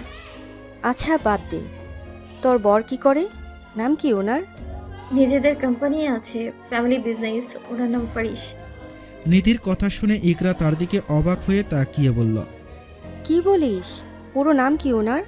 তোর জিজুর অফিসের বসের নামও ফারিস? নিধি ইকরার কথাকে হেসে উড়িয়ে দিয়ে বলল, দুনিয়াতে কত ফারিস আছে, আর আমার মনে হয় না জিজু ওনার মতো হম্বিতম্বি করা মানুষের অফিসে কাজ করবে। আরে তুই বল না প্লিজ। মেহরাব ফারিস শিকদার। নিধির কথা শুনে ইকরা পুরো হতভম্ব হয়ে যায়। তবুও ইকরা সেটা নিধিকে বুঝতে না দিয়ে বলল, আচ্ছা বাদ দে, তোর যতদিন ইচ্ছে এখানে থাকতে পারিস, আমারও ভালো লাগবে। তাছাড়া তোর জিজু তো সারাদিন অফিসেই থাকে। ইকরার কথা শুনে নিধি তার দিকে কৃতজ্ঞতার দৃষ্টিতে তাকিয়ে বলল, ধন্যবাদ দোস্ত, আর দোয়া কর আমি যেন খুব শীঘ্রই একটা জব পেয়ে যাই। বাড়িতে গেলেও তো লাথি দিয়ে বের করে দেবে। এর চেয়ে একটা জব খুঁজে নিজের খরচ নিজেই বহন করি। তোর পরিবারটা কেন যে তোর সাথে এমন করে কে জানে। বাদ দে এসব। আচ্ছা। ইকরাদের ফ্ল্যাটে 2টা বেডরুম আর একটা গেস্ট রুম আছে। ইকরা আর তার বর একটা বেডরুমে থাকে, আর অন্য বেডরুমটা নিধিকে থাকতে দেয় ইকরা। ইকরা নিধির রুমে এসে তাকে ডিনার করতে রাখে। নিধিও বাধ্য মেয়ের মতো ইকরার সাথে ডাইনিং টেবিলে গিয়ে বসে। খাবার খেতে খেতে ইকরা নিধির চাকরির ব্যাপারে কথা উঠায়। ইকরা তার বরকে বলল, তুমি দেখো না নিধির জন্য একটা চাকরি পাও কিনা, ওর একটা জবের এখন ভীষণ প্রয়োজন। ইকরার কথা শুনে তার বর পিয়াস মাথা নেড়ে বলল, চাকরি চাইলেই তো পাওয়া যায় না, একটু অপেক্ষা করতে হবে। তা নিধি, তুমি কোন ক্লাসে পড়ো? অনার্স 2য় বর্ষে। নিধির কথা শুনে পিয়াস বলল, যদিও চাকরি পাওয়াটা একটু কষ্ট হয়ে যাবে, তবুও চেষ্টা করব আমি। পিয়াসের কথা শুনে নিধি তার দিকে কৃতজ্ঞতার দৃষ্টিতে তাকায়। খেতে খেতে নিধি আর পিয়াস কুশল বিনিময় করে নেয়। পরদিন অফিসে যেতেই পিয়াসের বস তাকে ডেকে পাঠায়। এদিকে হুট করে বস ডেকে পাঠিয়েছে শুনে ভয়ে চুপসে যায় পিয়াস। কি ভুল করেছে সেটাই ভাবতে ব্যস্ত সে। এসব ভাবতে ভাবতেই দ্বিতীয়বার আবার একজন এসে তাকে বলল বস তাকে ডাকছে। এবার আর বসে না থেকে পিয়াস গুটি গুটি পায়ে হেঁটে বসের কেবিনের সামনে যায়। দরজার সামনে দাঁড়িয়ে পিয়াস ভীতু গলায় বলল, may I come in sir? পিয়াসের কথা শুনে তার দিকে তাকায় ফারিস। ফারিসের চোখগুলো লাল হয়ে আছে, মনে হয় না রাতে ঘুমিয়েছে সে। ফারিস ইশারায় পিয়াসকে আসতে বলে। ফারিস বেশ শান্ত গলায় বলল, বসো। ফারিসের এত শান্ত গলায় কথা শুনে পিয়াস এবার সত্যি ভয় পেয়ে যায়। কে জানে এখন তার উপর দিয়ে কোন ঝড় বয়ে যাবে। কি আশ্চর্য, বুঝতে বলেছি তো। ফারিসের ধমক খেয়ে পিয়াস তাড়াতাড়ি চেয়ার টেনে বসে পড়ে। ফারিস কলম হাতে নিয়ে নাড়াতে নাড়াতে বলল, কালকে তুমি একজন অপরিচিত নারীকে তোমার বাসায় আশ্রয় দিয়েছ, তাই না? ফারিসের কথা শুনে হতবাক হয়ে যায় পিয়াস।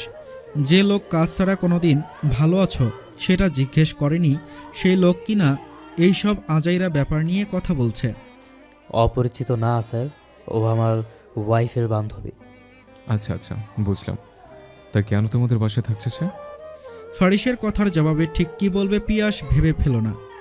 ও সৎমাকে অনেক অত্যাচার করে, আর তার হাজবেন্ডও অন্য নারীতে আসক্ত।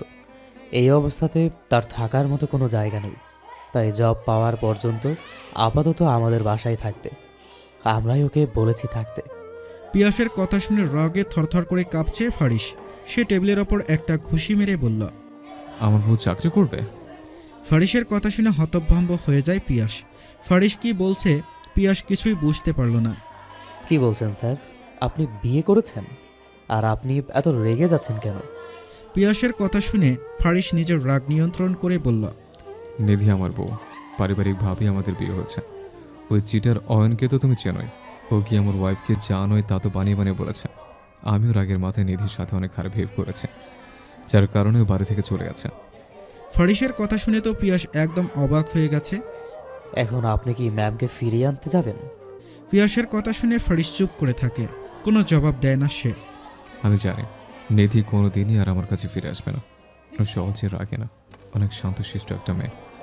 কিন্তু একবার রেগে গেলে তার কমবে না জানি। পিয়াস, আমি ওকে হারাতে চাই না ভাই, তুমি প্লিজ কিছু একটা করো। ফারিসের এরকম অসহায় চেহারা দেখে পিয়াস তো পুরাই হতভম্ব হয়ে যায়। সে কিভাবে ফারিসকে সাহায্য করবে সেটাই ভাবছে। ড্রয়িং রুমে বসে বসে নিধি টিভিতে টম অ্যান্ড জেরি দেখছে। ইকরা রান্নাঘরে রান্না করছে। নিধি অবশ্য তাকে সাহায্য করতে চেয়েছে, কিন্তু ইকরা জোর করে তাকে রান্নাঘর থেকে বের করে দেয়। তাই বাধ্য হয়ে নিধির টিভি দেখতে ব্যস্ত হয়ে পড়ে। হঠাৎ কলিং বেল বেজে ওঠে। ইকরা রান্নাঘর থেকে চেঁচিয়ে বলল, নিধি, দেখ তো কে এসেছে। নিধি কোলের ওপর থেকে রিমোটটা রেখে দরজা খুলে দেয়। দরজা খুলে দিয়ে নিধি পুরো হতভম্ব হয়ে যায়। রাগে ফুঁসতে থাকে নিধি। দরজার বাইরে ফারিস আর পিয়াস দাঁড়িয়ে আছে। ফারিসকে দেখে নিধি কিছুটা রেগে যায়। নিধির রেগে গিয়ে দরজার সামনে থেকে সরে যায়। নিধি সরে যেতেই পিয়াস আর ফারিস বাসায় প্রবেশ করে। নিধি কিছুটা ক্ষিপ্ত সুরে পিয়াসকে বলল, এসব কি ভাইয়া? উনি কিভাবে জানলেন আমি এই বাসায় থাকি, আর উনি আপনার সাথেই বা কেন? নিধির কথা শুনে ফারিস তার দিকে শান্ত চোখে তাকায়। পিয়াস ইশারায় নিধিকে চুপ করতে বলে। ড্রয়িং রুম থেকে চেঁচামেচির আওয়াজ শুনে ইকরা রান্নাঘর থেকে বের হয়ে ড্রয়িং রুমে আসে। ইকরা ফারিসকে দেখে ইশারায় পিয়াসকে জিজ্ঞেস করে, কে এই ব্যক্তি? আমার বস। পিয়াসের কথা শুনে ফারিস নিধির দিকে তাকিয়ে বলল, নিধির জামাই আমি। ফারিসের কথা শুনে নিধি বিষম খায় আর ইকরা উৎফুল্ল হয়ে বলল, আরে বসুন বসুন ভাইয়া, আমি কফি বানিয়ে আনছি। বলেই ইকরা রান্নাঘরে চলে যায়। নিধিও দাঁড়িয়ে না থেকে ইকরার পিছন পিছন যায়। ফারিস নিধিকে বাধা দিয়ে বলল, তোমার সাথে কিছু কথা ছিল আমার, আশা করি তুমি কিছুটা সময় দেবে আমাকে। ফারিসের কথা শুনে পিয়াস নিধিকে বলল। স্যারকে রুমে নিয়ে যাও আর তোমাদের ভুল বোঝাবুঝি মিটিয়ে নাও প্লিজ। নিধি সবার সামনে সিন ক্রিয়েট করতে চায় না, তাই সে বলল। জি আচ্ছা। নিধির কথা শুনে চোখ দুটো উজ্জ্বল হয়ে উঠল ফারিসের। নিধি গুটি গুটি পায়ে হেঁটে রুমে চলে যায়। ফারিসও তার পিছনে পিছনে যায়। রুমে এসে নিধি ফারিসের দিকে রেগে বলল। আমাকে কি শান্তিতে বাঁচতে দেবেন না আপনি? আপনার জন্য কি আমি মরেও শান্তি পাবো না? চেঁচিয়ে কথা বলো না আমার সাথে। কি হবে চেটিয়া কথা বলে? খুব জোর একটা চড় মারবেন আর কি করবেন? খুন করবেন? করুন তাহলে, অন্তত এই বিষাদময় জীবন থেকে তো রেহাই পাবো আমি। নিধির কথা শুনে ফারিসের মুখে তিমির নেমে এলো। সে মুখটা থমথমে করে বলল। যতটুকু বলা উচিত ঠিক ততটুকুই বলবা। আমি আমার কথা বলতে তোমার থেকে সময় চেয়েছি, তোমার জোর গলে কথা শোনার জন্য না। ফারিসের কথা শুনে নিধি তার দিকে বিরক্তি ভরা নয়নে তাকায়। কি বলবেন তাড়াতাড়ি বলুন, আমার সময় নেই এত আজাইরা আলাপ করার জন্য।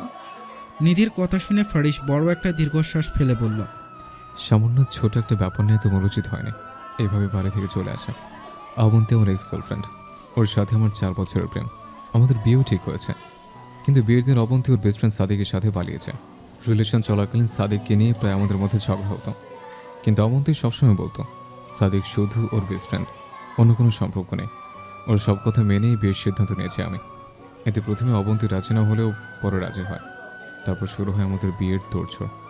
এর মধ্যেই বিয়ের দিন অবন্তীর মনে হলো সে আমাকে ভালোবাসে না, সাদিককে ভালোবাসে। তাই সাদিক আর অবন্তী পালিয়ে বিয়ে করে না। আমার সাথে তো অবন্তী খুব নিখুঁতভাবে টাইম পাস করে গেছে। এখন বর্তমানে অবন্তী কানাডায় থাকে। সাদিকের সাথে তার ডিভোর্স হয়ে যায় বিয়ের 1 বছর পরে। অবন্তীর করা বিশ্বাসঘাতকতা আমি ঠিকভাবে নিতে পারিনি। সে নিয়ে ডিপ্রেশনে চলে যায় আমি। এই ডিপ্রেশন থেকে বের হতে আমার বেশ সময় লেগেছে। ডিপ্রেশন থেকে বের হলেও আগে সে চঞ্চল মেহেরা ফারিস শিকদার হয়ে উঠতে পারিনি আমি। নিজেকে গুটিয়ে নিয়েছি মানুষের কাছ থেকে। একা থাকতে থাকতে একদম খিটখিটে মেজাজের হয়ে গেছে। এই শক্ত মানুষটা মনটা যে কতটা ক্ষত বিক্ষত হয়ে আছে তা তুমি বুঝতে পারবে না। কে অবন্তীর কথা বললেই পুরোনো কথাগুলো আমার মনে পড়ে যায়। আমি নিজেকে ঠিক রাখতে পারি না তখন। আর তুমি অয়নের বানোয়ার কথা শুনে আমাকে বিচার করছো? ফারিসের কথা শুনে নিধি কিছু বলল না। তার কাছে ফারিসের কথাগুলো সম্পূর্ণ বানিয়ে বলা মনে হচ্ছে, তাই সে এই ব্যাপারে আর কোনো কথা বলতে চায় না। আপনার কথা শেষ হলে এখন আসতে পারেন আপনি। নিধির কথা শুনে ফারিস তার দিকে অবাক চোখে তাকিয়ে বলল। তোমার কিছু বলার নেই? কি বলার থাকবে? এই কথাগুলো এখন না বলে কালকে বলে কি হতো? তাহলে তো এত কিছু হতো না। তাছাড়া যা হয়েছে ভালোর জন্যই হয়েছে। এই কারণে অন্তত আপনার আসল চেহারাটা তো দেখতে পেলাম আমি। আমার প্রতি আপনার কেমন বিশ্বাস সেটাও দেখলাম আমি। জীবনে ভুল করলে একটাই করেছি, সেটা হলো গরিব ঘরে জন্ম নিয়ে। বিয়ের আগে বাবার বাড়িতে শুধু অবহেলা পেয়েছি। ভেবেছিলাম বিয়ের পর হয়তো সব ঠিক হয়ে যাবে, কিন্তু আমাকে ভুল প্রমাণ করে দিয়ে স্বামীর বাড়ি থেকেও শুধু অবহেলাই পেয়েছি আমি। শুনুন মিস্টার মেহেরা ফারিস শিকদার, আমি এতটাও অবহেলিত না যা আপনারা ভাবেন। এখন আমি আর পেছনে ঘুরে তাকাতে চাই না, শুধু সামনের দিকে এগিয়ে যেতে চাই আমি। একা সংগ্রাম করে হয়তো সুখে বাঁচবো, নয়তো মরবো, তবুও আর কারো কাছে বোঝা হয়ে থাকতে চাই না। একদিন হয়তো আমি হারিয়ে যাব, তখন সবাই ঠিকই খুঁজবে আমায়, আমার অস্তিত্ব খুঁজে পাওয়ার চেষ্টা করবে, কিন্তু পাবে না। আপনি দয়া করে এখান থেকে চলে যান। নিধির কথা শুনে ফারিস অসহায় দৃষ্টিতে তাকিয়ে আছে তার দিকে। আজ অনেকদিন হলো দাদা ভাই আর দাদি বাড়িতে নেই। তারা যখন ফিরে আসবে আমি তাদেরকে কি জবাব দেব? ফারিসের কথা শুনে নিধি তার দিকে তাচ্ছিলর হাসি হেসে বলল। আমি তো জানতাম আপনি তাদের জন্যই আমাকে ফিরিয়ে নিতে এসেছেন, আমার জন্যে না। আপনার মনে বিন্দু পরিমাণ ভালোবাসাও জন্মায়নি। আমি ভেবেছি আমার ভালোবাসা দিয়ে আপনার সব কঠোরতা ভেঙে চুরমার করে দেব, কিন্তু আমি ব্যর্থ হয়েছি।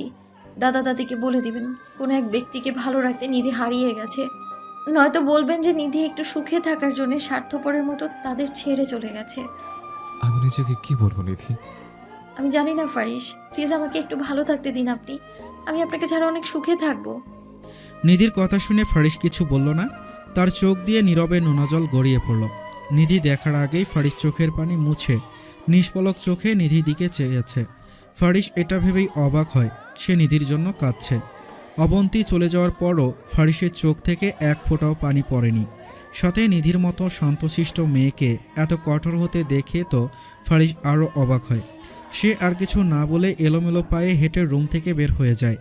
রুম থেকে বের হতেই পিয়াস আর ইকরার সামনে পড়ে ফারিস। পিয়াস তার বিস্ময় আর দমিয়ে রাখতে না পেরে বলল। কি হয়েছে স্যার? কিছু হয়নি, আমি বরং আজ যাই। ফারিসের কথা শুনে ইকরা বলল, ভাইয়া আমি কফি বানিয়েছি, খেয়ে যান প্লিজ।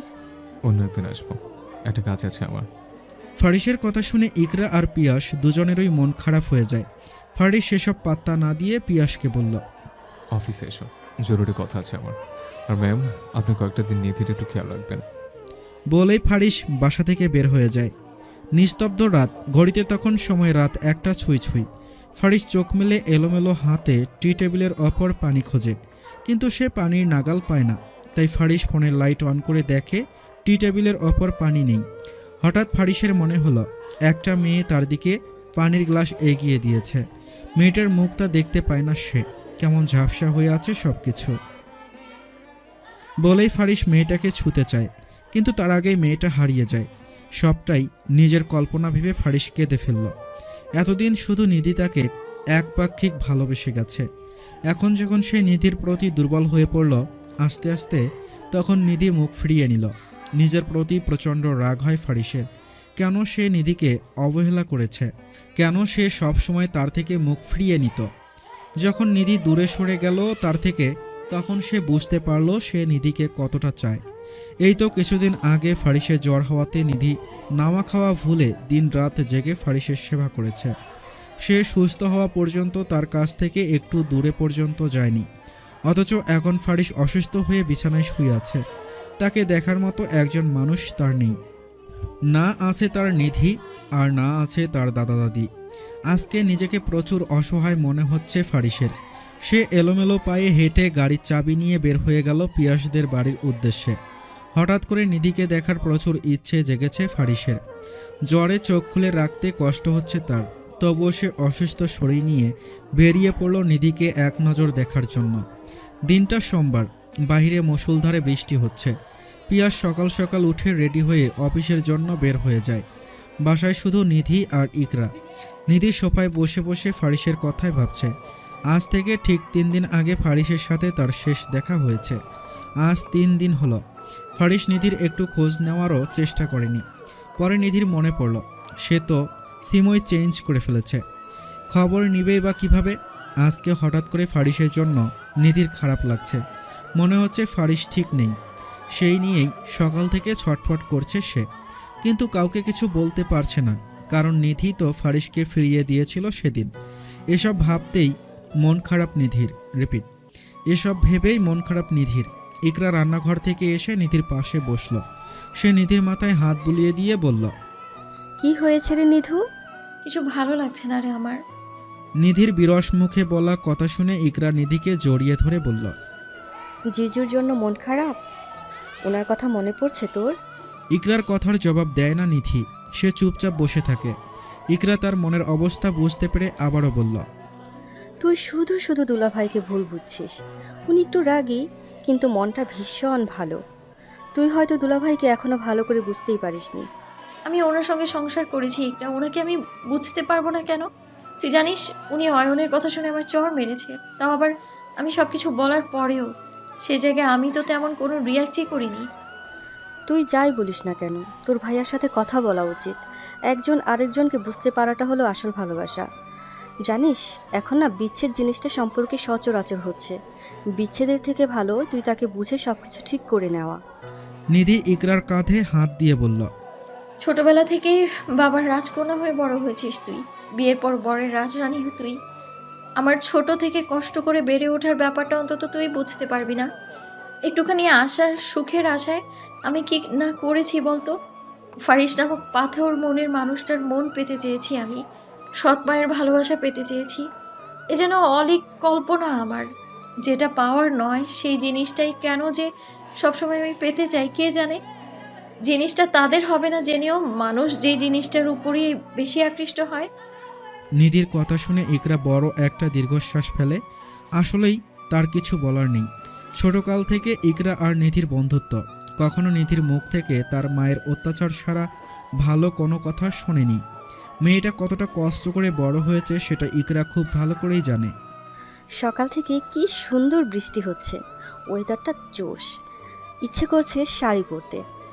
ইকরার কথা শুনে নিধি তার দিকে ভ্রু কুঁচকে বলল, তোর মনে রং লেগেছে নাকি? নিধির কথা শুনে ইকরা কিছুটা মন খারাপ করে বলল, এমনি ইচ্ছে করছে। তোর ভাইয়া থাকলে ভালো হতো, শাড়ি পরা অবস্থায় আমাকে দেখলে অনেক খুশি হতো। ইকরার কথা শুনে নিধি একটা দীর্ঘশ্বাস ফেলল। নিধিও ভেবেছিল তার একটা সুখের সংসার হবে, তার একজন নিজের মানুষ থাকবে যে তাকে কেয়ার করবে, ভালোবাসবে, সম্মান করবে। তার একান্ত মানুষটাকে নিয়ে তার পছন্দের জায়গা পাহাড়ে হারিয়ে যাবে, কিন্তু তার কিছুই হলো না। মানুষ আসলে খুব করে যা চায় তা কখনো পায় না। পিয়াস অফিসে এসে পৌঁছাতে না পৌঁছাতেই হতভম্ব হয়ে গেল।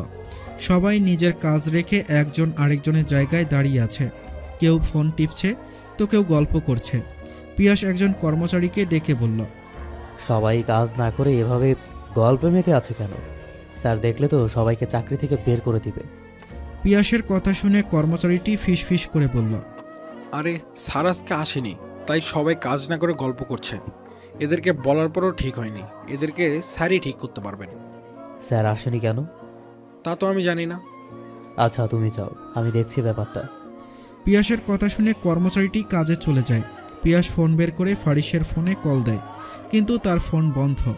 পিয়াস এবার বেশ চিন্তায় পড়ে যায়। ফারিস কখনো অফিস মিস দেয় না, অযথা নাম্বারও বন্ধ করে রাখে না। তাই পিয়াস ফারিসের একজন ক্লোজ ফ্রেন্ডকে কল দেয়। কল রিসিভ করতেই পিয়াস চিন্তিত গলায় বলল, সাফিক, স্যারের কি হয়েছে? অফিসে আসেনি কেন? পিয়াসের কথা শুনে শফিক ব্যথিত গলায় বলল। ফারিস অ্যাক্সিডেন্ট করেছে? শফিকের কথা শুনে পিয়াস হতভম্ব হয়ে যায়। কি বলছো কি? কিভাবে হলো এসব? ফারিসের প্রচণ্ড জ্বর ছিল কালকে, নিজের খেয়াল একটুও রাখেনি সে। তার ওয়াইফও তো বাড়িতে নেই, দাদা দাদিও বাড়িতে নেই। রাতে আবার জ্বরের ঘরে সে তার বউকে আনতে যায় তাদের বাড়িতে। সেখানে যাওয়ার সময়ই সে অ্যাক্সিডেন্ট করে। দুর্বল শরীর নিয়ে ড্রাইভ করেছে। হঠাৎ একটা মাইক্রো সামনে চলে আসাতেই ঠিক সামলে নিতে পারেনি, তাই অনেক আঘাত পেয়েছে ও। পিয়াস আর কোনো কথা বলতে পারল না। সে তাড়াহুড়ো করে বাড়ির উদ্দেশ্যে রওনা দেয়। কলিং বেলের আওয়াজ শুনে নিধি এসে দরজা খুলে দেয়। দরজার অপর পাশে পিয়াসকে চিন্তিত মুখে দাঁড়িয়ে থাকতে দেখে নিধি বেশ অবাক হয়ে যায়। কি হয়েছে ভাইয়া? এই সময় অফিসে না গিয়ে বাড়িতে কেন? নিধির কথা শুনে পিয়াস বেশ কঠিন গলায় বলল, আমার স্যারের মতো মানুষ হয় না নিধি, আর তুমি তাকে কষ্ট দিয়েছো। লোকটা জ্বরের মধ্যে শুধুমাত্র তোমাকে এক নজর দেখার জন্য মাঝরাতে ছুটে এসেছিল। তার পরিণাম কি হয়েছে জানো? তোমার বর এখন হাসপাতালের বেডে পড়ে আছে, শুধুমাত্র তোমাকে দেখার জন্য। স্যার এত রাতে অসুস্থ শরীর নিয়ে ড্রাইভ করছিল, কিন্তু উনি আর বাসায় এসে পৌঁছাতে পারেনি। তুমি এখনো মুখ ফিরিয়ে রাখো তার থেকে। কিছু বলবো না আমি। পিয়াসের কথা শুনে স্তব্ধ হয়ে দাঁড়িয়ে আছে নিধি। নিধির ঠিক কী করা উচিত এই অবস্থায় সেটা ভুলে গেছে। নিধি দৌড়ে বাসা থেকে বের হয়ে যায়। পিয়াস আর ইকরাও নিধির পিছনে পিছনে যায়। নিধি আর ফারিস দুজনেই মুখোমুখি বসে আছে, কারো মুখে কোনো কথা নেই। ফারিস নিধিকে দেখে অভিমানে অন্যদিকে মুখ ফিরিয়ে নেয়। নিধি ছলছল চোখে ফারিসের দিকে তাকিয়ে আছে। ফারিস ডান হাতে প্রচুর ব্যথা পেয়েছে, তার হাত পুরো ব্যান্ডেজ করা। সাথে পায়েও ব্যথা পেয়েছে ফারিস, এতে ফারিসের হাঁটতে বেশ কষ্ট হচ্ছে। এছাড়া তেমন বড় কোনো ক্ষতি হয়নি ফারিসের। ডক্টর বলেছে নিয়মিত ঔষধ খেলে 15 দিনের মধ্যেই সে আবার সুন্দর করে হাঁটতে পারবে। কিছুক্ষণের মধ্যেই ফারিসকে রিলিজ করে দেওয়া হবে। পিয়াস আর ইকরাও এসেছে ফারিসকে দেখতে। ফারিস যেহেতু পায়ের ব্যথার জন্য হাঁটতে পারছে না, তাই শফিক আর পিয়াসকে ধরে গাড়িতে নিয়ে বসিয়ে দেয়। পিয়াস গাড়ি ড্রাইভ করছে, তার পাশে ইকরা। নিধি আর ফারিস পিছনে বসেছে। শফিক অন্য গাড়িতে আসছে। নিধি আর ফারিস কারো মধ্যে কোনো কথা নেই, দুজনেই নীরবতা পালন করছে যেন। কিছুক্ষণের মধ্যেই গাড়ি এসে ফারিসদের বাড়ির সামনে থামে। পিয়াস আর নিধি নেমে ফারিসকে ধরে বাড়িতে নিয়ে আসে। শফিকও এসে পৌঁছায় বাড়িতে। নিধি সবাইকে হেল্প করতে বলে রান্নাঘরে সবার জন্য চা বানাতে যায়। চা বানিয়ে এনে সবাইকে দিয়ে নিধিও বসে তাদের পাশে। গল্পের মেইন টপিক হচ্ছে নিধি। শফিক ফারিসের দিকে অভিমানের দৃষ্টিতে তাকিয়ে বলল, বিয়ে করেছিস, দাওয়াত পর্যন্ত দিলি না? তুই নাকি আমার বেস্ট ফ্রেন্ড। উফ সরি, ভুলেই তো গিয়েছি। আপনার বেস্ট ফ্রেন্ড তো অয়ন, সে দাওয়াত পেয়েছে, অথচ আমরা দাওয়াত পেলামই না। শফিকের কথা শুনে ফারিস হেসে বলল, বিয়েটা হুট করে হয়েছে, আর অয়নকে আমি ইনভাইট করিনি, দাদুভাই বলেছে। সবাই না জানিয়ে বিয়ে করার পর এই কথাই বলে। যাক সেসব, ট্রিট তো অন্তত দিতে পারিস। ভাইরে, তোকে আমি ভাঙা হাত পা নিয়ে বাইরে ট্রিট দিতে যাবো নাকি? ফারিসের কথা শুনে শফিক হতাশ চোখে তাকিয়ে বলল, বাইরে কখন যেতে বললাম? তুই যাকে এত ভালোবাসিস, যাকে দেখার জন্য মাঝরাতে অসুস্থ শরীর নিয়ে বেরিয়ে গেলি, তার হাতের স্পেশাল বিরিয়ানি খেতে চাই। শফিকের কথা শুনে ফারিস নিধির দিকে তাকালো, পরক্ষণে আবার মুখ ফিরিয়ে নিয়ে বলল, আমি জানিও না বিরিয়ানি রান্না করতে পারে নাকি, তোদের ভাবি তোরাই বল।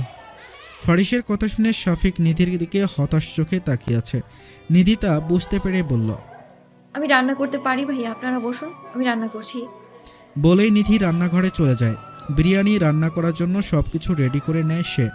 মোটামুটি বিরিয়ানি রান্না করার জন্য সব কিছু আছে, শুধু টক দইটা নেই।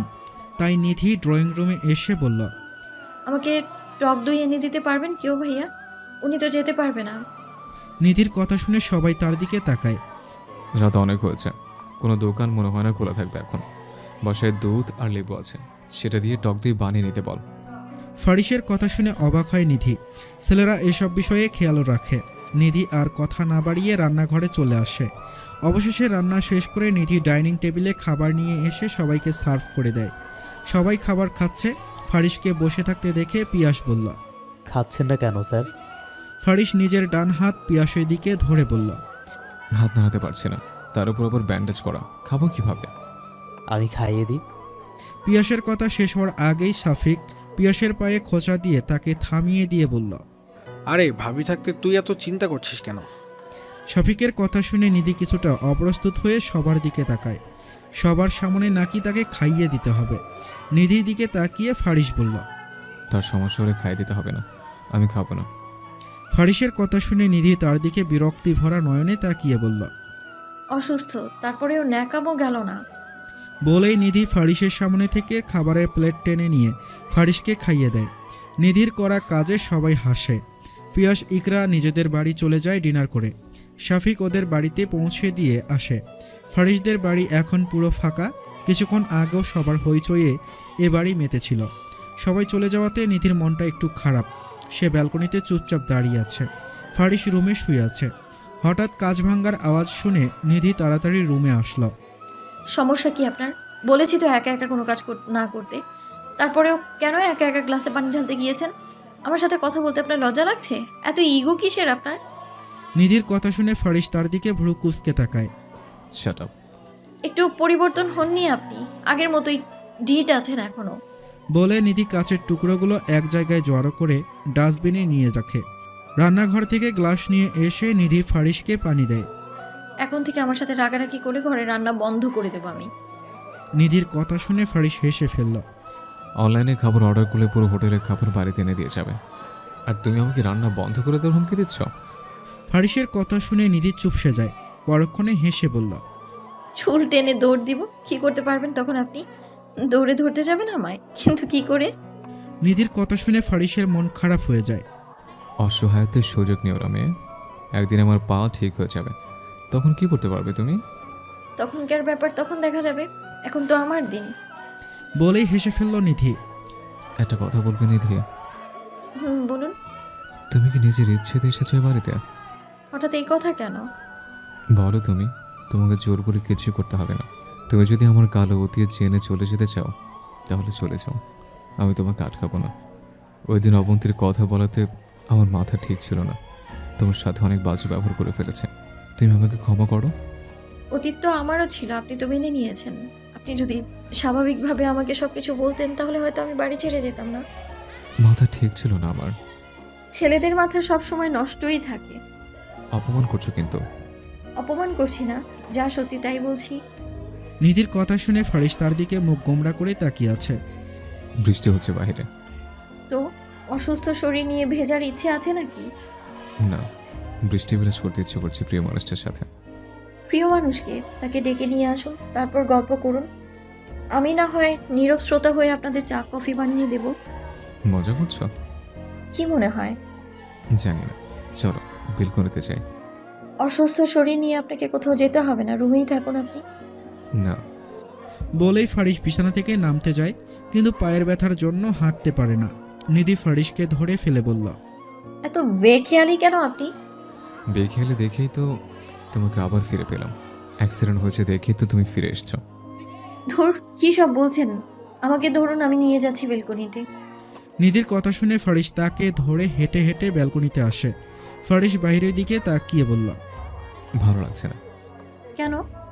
জানি না, জড়িয়ে ধরো, তাহলে ভালো লাগবে। ফারিসের কথা শুনে নিধি কিছুটা লজ্জা পেয়ে বলল। আজাইরা আপনার। নিধির কথা শুনে ফারিস তার দিকে অসহায় দৃষ্টিতে তাকিয়ে আছে। 1 মাস পর ফারিস দীর্ঘদিন বেড রেস্ট থাকার কারণে অফিসে আসতে পারেনি, তাই অফিসের কিছুটা দায়িত্ব অয়নের ওপরই ছিল।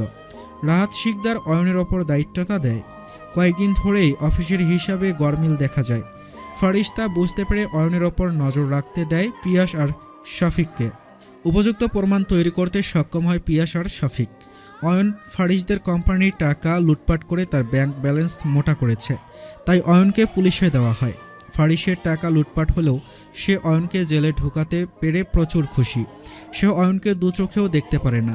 যখন সে নিধিকে উল্টাপাল্টা বুঝিয়েছে তখন থেকে। রাত প্রায় 10টা বাজে। ফারিস বাইরে থেকে এসে রুমে চলে যায়। এদিকে নিধি যে তার জন্য ড্রয়িং রুমে বসে অপেক্ষা করছে সেদিকে তার নজর নেই। তাকে দেখেও না দেখার অভিনয় করে ফারিস চলে যাওয়াতে নিধি একটু কষ্ট পায়। নিধি কিছু না বলে মুখে হাসি বজায় রেখে রুমে যায়। ফারিস দরজায় দাঁড়িয়ে দাঁড়িয়ে ফোনে কথা বলছে রুমের এক কোণায়। নিধিকে দেখে কল কেটে দেয় ফারিস। তা দেখে নিধি ভ্রু কুঁচকে বলল, ডিস্টার্ব করলাম নাকি? নিধির কথা শুনে ফারিস গম্ভীর কণ্ঠে বলল, বুঝেছে যখন, তাহলে দাঁড়িয়ে আছো কেন? ফারিসের এমন আচরণ দেখে নিধি চুপসে যায়। নিধি ফারিসের কাছে এগিয়ে গিয়ে বলল, কি হয়েছে আপনার? এমন করে কথা কেন বলছেন? নিধির কথার জবাব দেয় না ফারিস। সে চুপচাপ বিছানায় গিয়ে বসে। ফারিস নিধিকে ইগনোর করছে বুঝতে পেরে নিধি আর ফারিসকে বিরক্ত না করে বিছানা তৈরি করে শুয়ে পড়ল। ছাদের রেলিং ঘেঁষে দাঁড়িয়ে আছে ফারিস। রাত প্রায় 11টা বাজে। নিধি রুমে ঘুমোচ্ছে। এই সুযোগে ফারিস চুপি চুপি ছাদে চলে আসে। ছাদে একপাশে অনেকগুলো গোলাপ ফুল জড়ো করে রেখেছে ফারিস। সে ফোন হাতে পায়চারি করছে। হঠাৎ ফারিসের ফোন বেজে ওঠে। সে তড়িঘড়ি করে কল রিসিভ করে বাসার নিচে যায়। একজন লোক এসে তার হাতে মাঝারি সাইজের একটা বক্স ধরিয়ে দেয়। ফারিস তা নিয়ে তাড়াতাড়ি আবার ছাদে চলে যায়। তার মনটা চটপট করছে।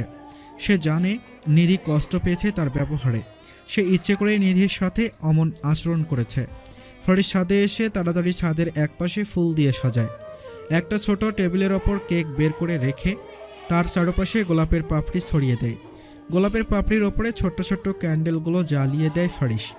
অল্প কিছু সময়ের মধ্যেই অন্ধকার জায়গাটা ক্যান্ডেলের আলোতে উজ্জ্বল হয়ে যায়। ছোট টেবিলের ওপর ফুল আর ক্যান্ডেল দিয়ে সাজিয়ে মাঝখানে কেক রাখা আছে। পুরো ছাদ অন্ধকার, শুধু টেবিলে ছোট ছোট ক্যান্ডেলগুলো জ্বলছে। এতে যেন ছাদের সৌন্দর্যটা ফুটে উঠেছে। ফারিস ঘড়িতে সময় দেখে 11:55 বাজে। ফারিস আর দাঁড়িয়ে না থেকে রুমে যায়। রুমের সামনে এসে তো ফারিস হতভম্ব হয়ে যায়। রুমে দরজা আটকানো। সে তো রুম থেকে বের হওয়ার সময় নিধি ঘুমিয়েছিল। তাহলে কে দরজা আটকালো? এদিকে 12টা বাজার আর মাত্র 4 মিনিট বাকি আছে। সে যে এতক্ষণ কষ্ট করে সব কিছু ডেকোরেশন করেছে, সব কিছু কি বিফলে যাবে? এসব ভেবেই আঁতকে উঠল ফারিস। সে দরজায় নক করে, কিন্তু কোনো সাড়া শব্দ নেই। ফারিস এবার গম্ভীর কণ্ঠে বলল, নিধি, আমি জানি তুমি জেগে আছো, তাড়াতাড়ি দরজা খোলো। তবুও কোনো সাড়া শব্দ নেই। ফারিস হতাশ চোখে দরজার দিকে তাকিয়ে আছে। আজকে নিধির জন্মদিন। সেই ভেবেই ফারিস তার জন্য সারপ্রাইজ হিসেবে ছাদে কেক এনে সাজিয়েছে ফুল দিয়ে। এদিকে নিধিকে ইগনোর করার জন্য যে সে এত রেগে যাবে সেটা কল্পনাও করতে পারেনি ফারিস। সে আর কিছু ভাবতে পারল না। 12টা বাজতে আর মাত্র 2 মিনিট বাকি আছে। ফারিস কিছু একটা ভাবল, তারপর কঠিন গলায় বলল, তুমি কি চাও এত রাতে আমি বাইরে রাত কাটাই? এত রাতে গাড়ি ড্রাইভ করে আবার কোনো দুর্ঘটনা ঘটায়? এটাই তো চাও? ফারিস বলতে দেরি, দরজা খুলতে দেরি হয় না নিধির। সে দরজা খুলে গুটিসুটি মেরে এক পাশে দাঁড়িয়ে আছে। ফারিস লক্ষ্য করল নিধির চোখের কোণায় পানি। সে আর কিছু না ভেবেই নিধিকে কোলে তুলে নেয়। ফারিসের কাজে তো হতভম্ব হয়ে যায় নিধি। সে ফারিসকে খামচে ধরে বলল, আরে আরে কি করছেন আপনি? মাথা খারাপ হয়ে গেছে নাকি? নিধির কথা শুনে ফারিস তার দিকে গম্ভীর চোখে তাকায়। তা দেখে নিধি চুপসে যায়। আর কিছু বলার সাহস হয় না তার। ফারিস নিধিকে ছাদে নিয়ে এসে নামিয়ে দেয়। তারপর নিধির চোখ চেপে ধরে ফারিস টেবিলের সামনে নিয়ে তাকে ছেড়ে দেয়। তারপর ফারিস একটা ডায়মন্ডের রিং নিয়ে হাঁটু গেড়ে বসে বলল, শুভ জন্মদিন প্রিয়তমা। একটি কোমলমতি নারী তার সবটুকু ভালোবাসা দিয়ে আমার ভাঙা হৃদয়টাকে জোড়া দিয়েছে। সেই নারীটি তুমি জীবনে না আসলে জানতামই না কিভাবে সুখে থাকতে হয়, কিভাবে নিজের কষ্ট লুকিয়ে হাসি মুখে থাকো তুমি। তোমার মায়াবী চোখের মাঝে ডুবেছে আমি। আমার জীবন হয়তো পরিপূর্ণভাবে নিখুঁত নয়, কিন্তু আমার মাঝে তোমার জন্য ভালোবাসা পরিপূর্ণ আছে। আমি তোমার হৃদয়ের একটা অংশ হতে চাই। তোমাকে না দেখার মুহূর্তগুলো আমি অতিক্রম করতে পারি না। তোমার মনের শুদ্ধতা আমাকে আষ্টে পৃষ্ঠে জড়িয়ে রেখেছে। তোমার ভালোবাসা সে অমূল্য উপলব্ধির নাম, যা আমাকে অতীতের সব দুঃখ ভুলিয়ে দেয়। অনেকবার চেষ্টা করেছে আমার বিষাক্ত জীবন থেকে তোমাকে দূরে রাখতে, কিন্তু আমি আর পারছি না দূরে থাকতে। আমার মতো এলেবলে একজন মানুষকে গুছিয়ে তুলেছো তুমি। কখনো ছেড়ে যেও না আমাকে। সারা জীবন আমার ছায়া হয়ে পাশে থাকো। হবে কি আমার মনের রাজরানী? ফারিসের কথা শুনে নিধির চোখ ছলছল করে ওঠে। মানুষটা তার জন্মদিন মনে রেখেছে, অথচ সে কোনোদিন ফারিসকে এসব বলেনি। আদৌ তার কপালে এত সুখ সইবে? নিধিকে চুপচাপ দাঁড়িয়ে থাকতে দেখে ফারিস বলল, হাঁটু ব্যথা করছে সুইটহার্ট, আর কতক্ষণ শাস্তি দিবে? অ্যাকসেপ্ট করে নাও প্লিজ। ফারিসের অসহায় গলায় বলা কথা শুনে হেসে ফেলে নিধি। তার বাম হাত বাড়িয়ে দেয় ফারিসের দিকে। ফারিস সযত্নে নিধির হাতে রিং পরিয়ে দিয়ে উঠে দাঁড়ায়। নিধিকে টেনে কেকের সামনে দাঁড় করিয়ে দেয় ফারিস। কেক কাটুন ফারিসের রাজরানী। ফারিসের কথা শুনে হেসে ফেলে নিধি। নিধি কেক কেটে ফারিসকে খাইয়ে দিয়ে বলল, মানুষের জীবনে যেমন সমস্যা পেছন ছাড়ে না, আপনিও তেমনভাবে কখনো আমাকে ছেড়ে যাবেন না। সারা জীবন সমস্যার মতোই থেকে যান প্লিজ আমার পাশে। বড্ড বেশি ভালোবাসি আমি আপনাকে। নিধির প্রথম কথাগুলো শুনে হেসে ফেলল ফারিস। ফারিস নিধিকে কাছে টেনে নিয়ে কপালে চুমু খায়। ফারিসের কাজে নিধি তার দিকে ভ্রু কুঁচকে তাকায়। তা বুঝতে পেরে ফারিস হেসে বলল, মেয়েরা ফারিস শিকদার তার রাজরানীকে চুমু দিয়েছে, তাতে আপনার কি মিস নিধি? ফারিসের কথা শুনে জোরে হেসে ফেলল নিধি। নিধি আলতো হাতে ফারিসকে জড়িয়ে ধরে ফারিসের বুকে মুখ লুকালো। ফারিস নিধিকে দুহাতে বুকে জড়িয়ে নিয়ে নিধির মাথায় চুমু খেয়ে গেয়ে উঠল।